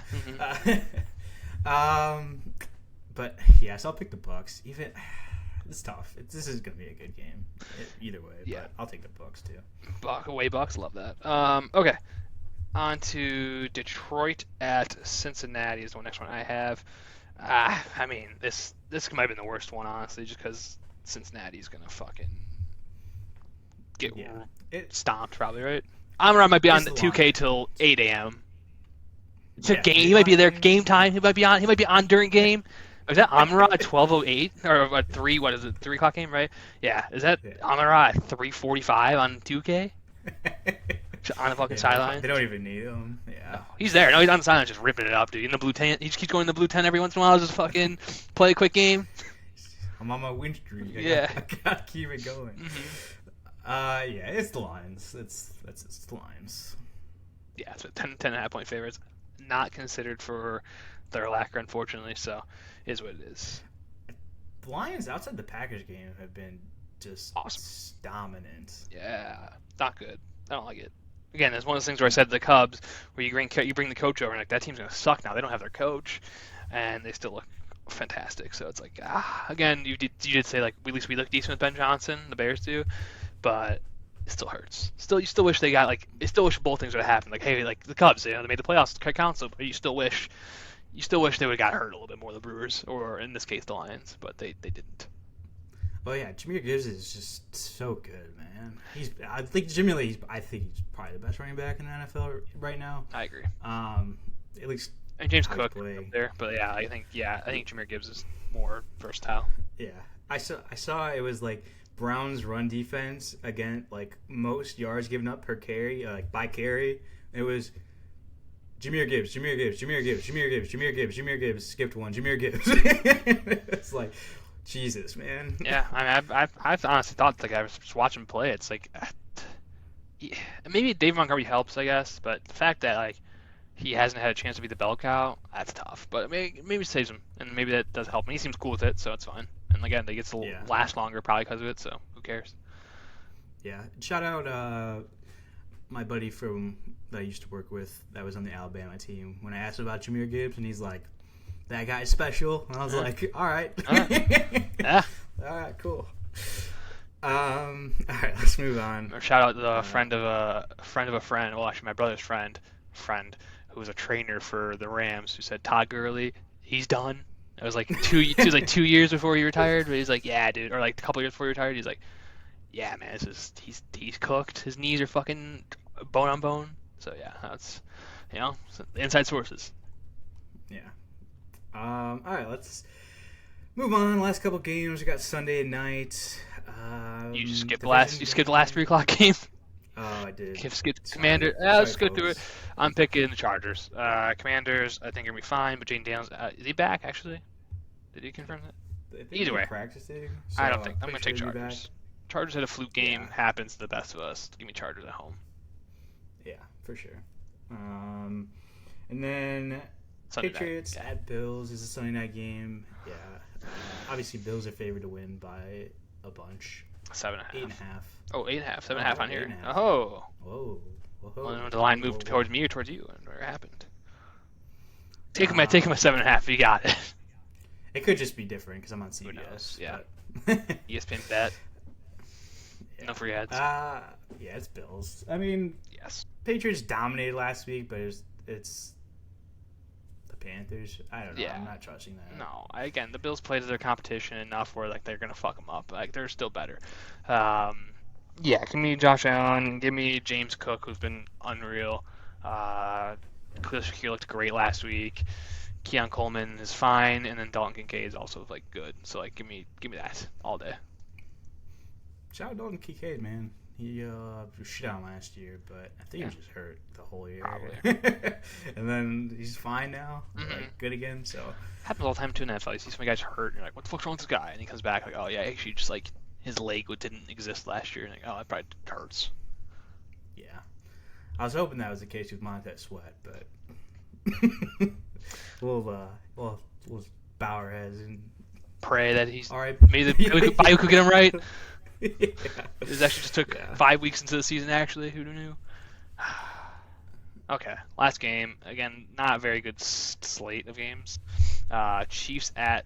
I guess this one's actually pretty good. I keep thinking the Jaguars are shitty. They're not. Chiefs at the Jaguars. Kansas City's 3.5 point favorites. So I mean, Vegas thinks they're really good and they're back. Is Rashee Rice back this game or is that next game? next game, right? 6 games? Or no, 2 games now. So yeah, 6 game, right? Yeah. So he's missed this week and next week. Yeah. So still have Xavier Worthy back. I do think the Jaguars are going to compete because I think the Chiefs' defense is pretty shitty still. Like they're not as good as they are, and the offense isn't as good as they are. Should be a good offensive game, but I don't know. Who do you got? I don't know who I want. I was gonna say, I still don't believe in the Jags. If they win this week, either. Then I'll be like, okay, I can start picking them. But like in my head, I just still like don't think they're as good or polished as the Chiefs, even at home. Liam Cohen is definitely a better coach than his Duval speech. I was than Andy Reid. I was like, what the fuck are you saying right now? No, come on. What a hot take. Liam Cohen's definitely a better coach than the best coach of all time besides Bill Belichick. But yeah, he's definitely better than Duval for sure. And he's feisty. He wants to fight people. Yeah. So, yeah, I don't even know. I mean, Jaguars obviously have a good D-line. Chiefs haven't looked great, but they looked so much better last week. Yeah. So, I think they'll just ride that momentum. We'll see. I'm going to look stupid picking against the Jags again. I probably picked them to lose every week so far. Probably. I'm going Chiefs too. Again, it's one of those things where I don't know. I just don't trust the Jags enough. Like, again, I don't know. Like, Chiefs they have me. It's the thing. It's like both things are opposite. Like, I need to see the Jags win to pick the Jags, and I need to see the Chiefs just keep losing. I can't pick against the Chiefs yet. So I'm still on the Chiefs train. I think they'll figure it out. So if the Jaguars win, I won't be shocked, but I'm going Chiefs. Yeah. And the 2 losses for the Chiefs were, Eagles and Chargers, so it's like... Yeah, fair. You know? Mm-hmm. So, they just played better teams, so, I mean, they're more prepared. That's what I'm going Exactly. All right, well, that's our teams on the bye. I mentioned real quick, Atlanta, Chicago, Green Bay, Pittsburgh, so some early byes there, so less games, obviously 2 less games. But yeah, it's our week 4 recap and week 5 preview. Did you enjoy, Alex? I did. Did you enjoy it, Jimmy? I'm always enjoying, brother. All right, well, we can move on to our segments real quick. Like I said, Megasode, Urlacher recap. Not good. We've been bad the last 2 weeks. They haven't been great. Me a little bit more, just because of this week, but... Where do I fall if I picked the Packers? Where do I fall for that? That's a loss. It's a loss. It is. I almost had the first week. It almost happened to me, and I was gonna give myself a loss. Like, not even no lie. So I'm saying it's a loss. Give you the benefit. I'm gonna say it's a loss. How about this? If it's the underdog, it's a win. Packers out. I think we're favored, so it's a loss. Okay, I like that. The underdog, yeah, you're probably never gonna be a tie again this year. Exactly, but just in case we had the precedent set. Because I think Packers should have won the game for how good they were. So I feel bad saying that's a win. Again, if it was like the, I don't even know who else I had, but yeah, if it's a big underdog, I'll say that. But probably just mostly gonna be a loss. So I had the Packers over the Cowboys. Bears over the Raiders. Fucking close. Dub, but only from a blocked field goal. And then I had the. We just mentioned it, 49ers over the Jaguars. So I don't believe in the Jaguars either, clearly. I think that was my upset, though. Or no, the Bears were, right? I don't know. Either way. So, Either way, didn't trust the Jaguars. They lost, so I went 1-2. Or, well, yeah, 1-2. 1-1, but 1-2. Yeah, your boy probably had the worst week possible of all time. Making games, legitimately. You had the Chargers, which was my big game, get offset against the Giants. What the fuck? Tough, dude. You had the Vikings get demolished, well, for a while, and then they almost came back, and I was like, maybe, and then they lost. It was the worst thing that could have happened because I had the Steelers defense on my fantasy team. Mm-hmm. True, yeah. So literally the worst thing that could have happened for me. And then I had the Panthers against the Patriots, who got fucking boat raced. I mean, come on, man.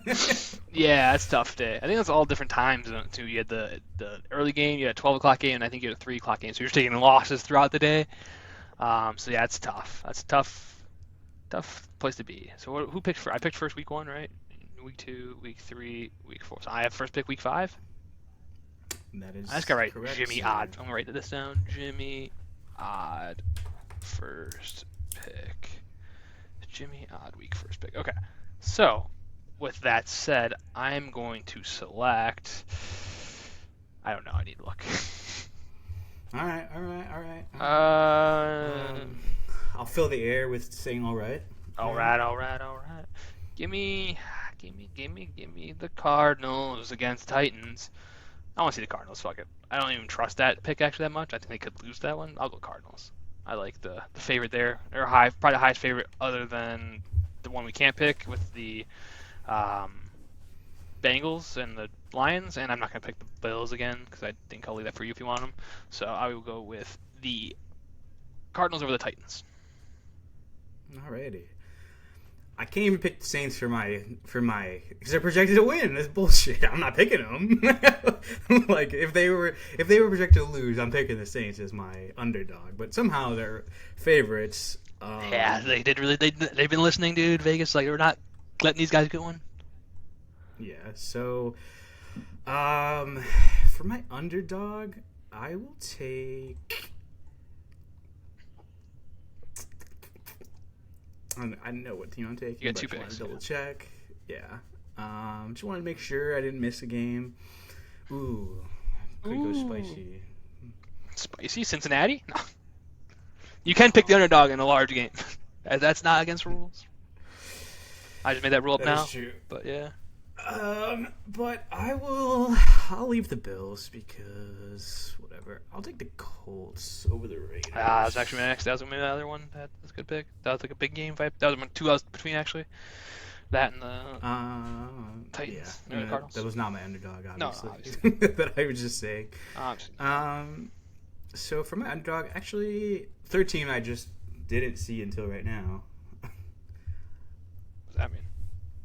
I was like between two teams for my underdog, and then there's a third one. Freaking... You know what? I'll take the Buccaneers. Fuck it.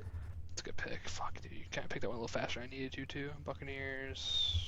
I was between three, and it's like I can't in good conscience take one of them because the team's so bad. How much so that is? I mean, probably Commanders. You You're probably not had the Commanders. And you probably had. It was the Browns. It was the Browns. It could be the Browns or the. Yeah, it's not bad. Yeah, I can't set your basket in another European game either and get heartbroken. No. I can't. Yeah, I can't pick the Vikings and pick against them and then lose. That'd be tough. Okay, so for my upset, I don't really trust that. I mean, where do I want to go with this one? I think I'm going to pick. Panthers aren't that bad. I'm gonna go. Fuck it. Let's go. I think Philly's gotta lose a game. I think again I pumped him up. This is just because I need a team. I'm going Broncos over the Eagles, simply because the Eagles have to lose eventually, right? I don't know. Maybe. Hopefully. Maybe. Probably not. But we'll see. All right. There was one I'm surprised you didn't take actually. Can I still pick it? Fuck. Should I need to pick? I don't know. Who was it? I'm not gonna pick them now. Texans. Oh, the Ravens. Ah, fuck. Oh no, it was the Ravens. Yeah, Ravens Texans are favored. I'm stupid. Oh, okay. Ravens or Texans. See, it would have been funny if I tried to pick the Texans as my underdog. Glad that didn't happen. I would have let you pick them and then just be like, no, you still need an underdog. Really got your ass. That's tough. All right, who's your last one? I forgot I had to go. Yeah, I know you did. Short favorite, under 5. I'll take the Cowboys. It's a good pick. I like that one. Cowboys over the Jets. Damn it, that's actually gonna be mine. Time to reroute here, brother. Let's go with somehow. Kyle. I don't know, dude. Did you? Yeah, you're. Fuck. This is tough, dude. This is gonna be a tough week for the L's. Did you already pick the Bills? That's not too far. I can't do Bills. That's cheap. I'm a piece of shit if I did that. I'm gonna do a piece of shit move. I'm picking the fucking Chiefs. Oh. Alright, that's fair. Over Jaguars. Who'd you pick again? I don't know how that's a cheap move. I don't know. That's short. Yeah, it feels like the Chiefs should be like 7-point favorites. But, you know. I thought you might pick the Chargers. Went by my mind for sure. I say things and then I also don't back it up because I'm a pussy. I mean, I did the same thing, so For sure. don't worry about it. For sure. When push comes to shove, you don't trust these teams that you're No. you're saying might win. Yeah, absolutely. Okay, so we're almost wrapped up here. We'll finish with our parlay that absolutely lost again. I won't say Cortland Sutton didn't score a touchdown because he did. And then Dan also got his right with Josh Jacobs. But the boys struggled with Ladd McConkey, Kyron Williams, and Jordan Mason not scoring a touchdown. But we're back this week with a not guaranteed, winner. Go ahead, Alex. Who you got? Who's your touchdown guy? All right. My touchdown is the team I just picked against. They didn't say they're going to give up any points. Right, I know, yeah. Breece Hall for the Jets. I think Cowboys' run defense not very good. So you just saw Josh Jacobs dominate them. So what's his name? Just went on IR. Their backup running back. Braylon Allen. So Breece should get pretty much every carry in this game. Yeah, I was thinking about picking, what's his name? Garrett Wilson. So that's exactly where I think, Cowboys defense isn't good enough. I think in terms of touchdowns, dirty time, garbage time, that's a good chance. I went with David Montgomery. As you mentioned, Jahmyr Gibbs is a solid back. He got all the touchdowns last week, I think, against the Browns. I don't think David Montgomery got any. I think Lions are a team that actively just play with their food. Like, there's like, let's give it to this guy now. Like, he deserves it. Like, it's his drive. Let's give him a touchdown. He deserves it. He didn't get one last drive. It's the craziest thing I've seen. So I'm going David Montgomery for that reason. I think, I forget who the Lions are playing. Some dog shit team, right? Yeah. Lions. Oh yeah, Bengals. Yeah. So I think they'll be ahead. They'll run the ball, and then it'll be like one of those things where if Jahmyr Gibbs has a touchdown, they're gonna make sure Dave Montgomery gets the other one. Yeah. Yeah, I like that. Then we go to the boys. We have give me two. Our boy Tommy picking not the Chargers here from last week, not the same one, but we got Keenan Allen this week. Keenan Allen's been hot. He has been hot, and Ladd McConkey might be, I don't know, he might be just done football, might retire on the spot. I have no idea. So I don't mind that one. If anyone's going to score for the Chargers, I can see Keenan Allen. I'm waiting for them to give Ladd the ball. I don't know. He's like someone fancy. I'm like, should I trade for him? And I'm just like, I don't trust him to trade for him because people still want, everything for him. And you're like, well, he's shitty. It's again, buy low things don't exist in fantasy. That's literally in me. I'm like looking at my team, like, who would I trade? I'm like, does anybody even want my guys? I'll take like, Jamar Chase. They're playing so bad. Yeah, no, even Jamar Chase is not that good. Please. And then we have our boy Anthony, third kid in, picking Cam Scatterboo, the Giants against the Saints. Again, same thing. Like, should hit. All these should hit, right? But they never do because we're fucking terrible at this. And last up, Dan the man who's been probably our best picker somehow. Seems like he knows the least amount of this stuff, but he's just been dominating. He's going with Devon Achane for their touchdown. It's going to be a closer game, I think, right, with the Dolphins? Yeah, Dolphins-Carolina, but Carolina's still pretty cheeks. So I think Achane's probably, again, who else is going to get the ball? Nowhere Tyreek Hill, and maybe it's still, what's his name? Maybe it's Darren Waller. Yeah, it's Darren Waller. That's right. Right? Same. I think fucking Morgan Wallen. Getting it mixed up. Yeah, so Darren Waller, I think, is going to be Darren Waller. I think Devon Achane has the best option to get a touchdown. That's it. I would pay real money for the Bears to go get Devon Achane. I feel like Ben Johnson could use him so well. You'd chip in some money. I mean, he's probably tradable for crowdfunding. Is that illegal? I don't think so, but I would. I don't know. I'm sure it is, or like not allowed. And what if you just Venmo'd George McCaskey, right? His name, George McCaskey. Yeah, if you just Venmo'd McCaskey, it's like, here you go, buddy. Yeah, I bought a ticket. It was inconspicuously just way more expensive than every other. Yeah. Mm-hmm. It's like have a draft party somewhere. Like cost $5.8 million to get in, yeah. And no one's actually allowed in. It's just at a fake bar, a pop-up bar somewhere. Yeah, and somehow the bar is paying Devon Achane. Yeah, as a sponsor, but he's never been there before. Devon Achane NIL with the bar. Yeah, see, that's how it works, dude. Yeah. Fucking work it. Yeah. All right, we got a Megasode. Almost got to the 2 hour mark, so that's pretty impressive. Again, Bear Bite. Well, I think we can, because I thought you wanted to mention a little bit. Oh of yeah, we baseball, probably should. too. Probably should mention baseball. We're getting 2 hours, baby. Yeah, baseball. So game threes are going on right now. Or yeah, the Yankee. No, yeah, I'm just kidding. Well, we can pretend to. So Cubs win game one. Great game. Seiya Suzuki, Carson Kelly, back-to-back yaks. Obviously sac fly from Nico Horner. They look good game one. Game two, Dylan Cease on the bump for the Padres. Locked in. The bullpen for the Padres, so good. Cubs lose, don't score a run. Manny Machado with a Former fucking Cub. sick blast. The fuck? Dylan Cease. Dylan Cease, true, former Cub. Imagine this. Close your eyes, imagine a pitching staff of Garrett Crochet, Dylan Cease, Carlos Rodon. Who else am I missing? Maybe Chris Sale. Probably not. I think there's someone else. Did someone else actually just start? Garrett Crochet. Yeah, I think Garrett Crochet, Dylan Cease, and Rodon, and then Cease. Is that just the three? Four. What was the fourth? Oh, Rodon, Cease, Cease, Crochet. Is it Fuck. Sale? No. There was who's the other one? He's pitching in the playoffs. I know, he started, didn't he? Oh, Giolito. Oh, Giolito. Yeah, that's right. I forget about him, even though he was the stud for a while. He was the best one.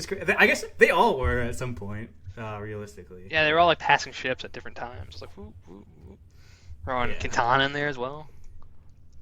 Yeah, well, at the end of the day, look at the hitters on those teams. Yeah, no. Look at the money spent. No, but yeah, back to the Cubs. So game three today in a few hours here. Yeah, I mean, I like their chances. It's Yu Darvish, obviously, who has the opportunity to be awesome at times. He has like a 5.5 ERA in the season, not very good. Going against Jameson Taillon, who's also inconsistent. Times he's great, times he's not. I don't know, dude. At home, I don't think a team's ever lost a series. They won game one at home. I don't think they've ever lost game two, actually. No, I don't think they've ever lost game three. What? What do you say? Is that a real stat? Yeah, teams in this format have won. Oh, in this format. In this format, sorry. Yeah, in this format. I was like, huh? In the 3-game series format. In the 3-game series format, if they won game one at home, they're the home team, never lost a series. I think it was never lost a series. It might have been never lost game two, which I can't imagine. But they're 7-0. I know that's the rule, 7-0. Cubs, and now, I mean, every team game three except for the Dodgers, who crushed the Reds. Dodgers good. Hey, remember when you ever thought Dodgers weren't that good? No, they're pretty good. Yeah, it sucks if you're Cincinnati. Sucks for the Mets too. Like, fuck, dude. This is what happened. Like, we couldn't have made the playoffs. That team made the playoffs, and they got crushed. Yeah. Well, the Mets didn't deserve it. Let's be real. No, Mets They get were fucked. terrible. Yeah. Yeah. Then you got the Detroit-Cleveland series. I don't It's a know fun what series. happened really last game too much. I didn't watch it that much. But first game, Tree Skubal dominated Detroit. I think it'd be fun if they won all of this drama, and then they just win the series against Cleveland. I think that's the outcome I'm rooting for. Obviously, they're both divisional teams, so I don't want either team to go far necessarily. But I feel like I hate the Guardians more than I hate the Tigers. If I was a Sox fan, it's like Tigers just exist. But also, the Tigers are a shitty team, so you don't want That's what I was gonna say. The Lions with the Bears. Like, I don't have a threat for the Lions, but then the Lions fans are talking shit to us now. You're like, fuck these guys, dude. Yeah. But once the Lions gets good, and then you're like, fuck, dude, that should be us. Yeah, you're like, what the fuck, man? Yeah, it's Detroit too. Yeah. Funny enough. So, yeah, I want Detroit to win this series and lose next series. They almost lost game one. There was a terrible error in the ninth inning, but then Jose Ramirez had a dumbass just started to run for some reason. I didn't see that. Yeah, well, they were like an error at first, and he got to third. There was no outs, and he doesn't score because I think someone hit it in the infield. He tried to run home. They just threw it and got him. I hate the contact play. I hate the contact play in that situation, dude. Especially when it doesn't make sense. Just stay at third. Doesn't make sense to me. Yeah. They're winning right now. I don't really know what happened last game, but obviously Cleveland won. So Cleveland dominated. I mean, I think the Tigers were up early, and then Cleveland just hit bombs. Bo Naylor hit a home run. Someone else had one too. and yeah, they won 6-1 Guardians. Right now they're losing though. Tigers up 1-0 in Game 3, so that's exciting. And then yeah, Yankees, Red Sox. All these games are. I mean, 3-game series. I'm not a huge fan of. I think it should be 5 games, honestly, just because I think you can get fucked in 3 games. It's still exciting when it's not your team. When it's not your team, it's awesome. But when the Cubs, I'm like, damn, they just lose this game and they're fucked. But I think they could win 5 in a 5-game series. But it's baseball. Well, it could be, what was it, 2018 or 2019 when the Cubs had to play that 1-game series against the Rockies.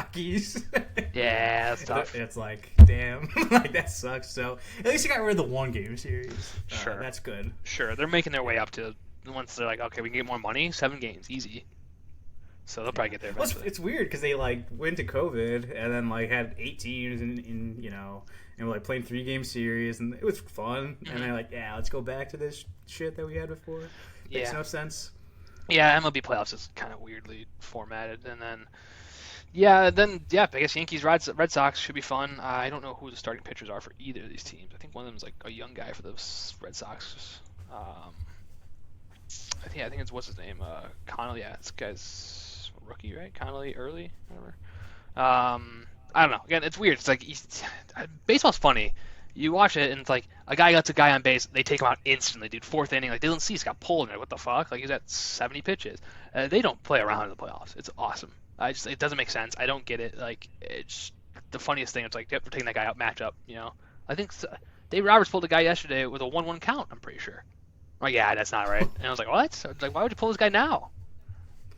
I kind of love it. Yeah, electric. And it makes sense. Like you cannot lose games. Yeah. So it's like. If anyone even starts to struggle, you're like, if you let him go and then they give up a bomb or just like give him multiple runs, like that could be the game. So everything's so tight. It's like I get it, but at the same time, like you've pitched these guys, seen them do this, overcome shit, and you don't give them any chance. Yeah, I think when they're on too, like okay, that guy's got a sting, or like okay, he's not perfect. We got to be like ready, So, I was gonna say if I'm. Just page me if you're Boston's manager whenever Giolito's pitching. I'll tell you when he needs to be pulled or not. Yeah. I was the best at that. I'm like, he's done. Every time I'm like, get him out and then leave him in. He gives a bunch of runs. I'm like, dude, I can tell when he's done. Like, he is like the most obvious person. Like, you can see his face that he's done. He's like, yeah, he like checks out a little bit. I think I've noticed that too. It's like, oh, his face is extra red. He's like, trying to find it. So. All right, I'll let the Red Sox know that if they need a pitching coach, just one pitching coach, a pitcher coach, just a call, not a pitching coach. Look on the TV. Yeah. You see $100 Venmo coming to you, and you're like, oh, here comes the call. Yeah, that's funny. Red Sox Yankees should be exciting. I'm excited for that game. But yeah, Cubs. I don't know, man. Pete Crow, the fucking whole offense needs to figure it out. They're not doing good. I mean, Kyle Tucker, I think, is 0 for 5. Pete Crow Armstrong's 0 for 6 or something like that. It's not looking good for the boys in terms of like the main part of the offense. Yeah. See if I can find the exact stats. It is what it is. Fuck you, it's not what it is.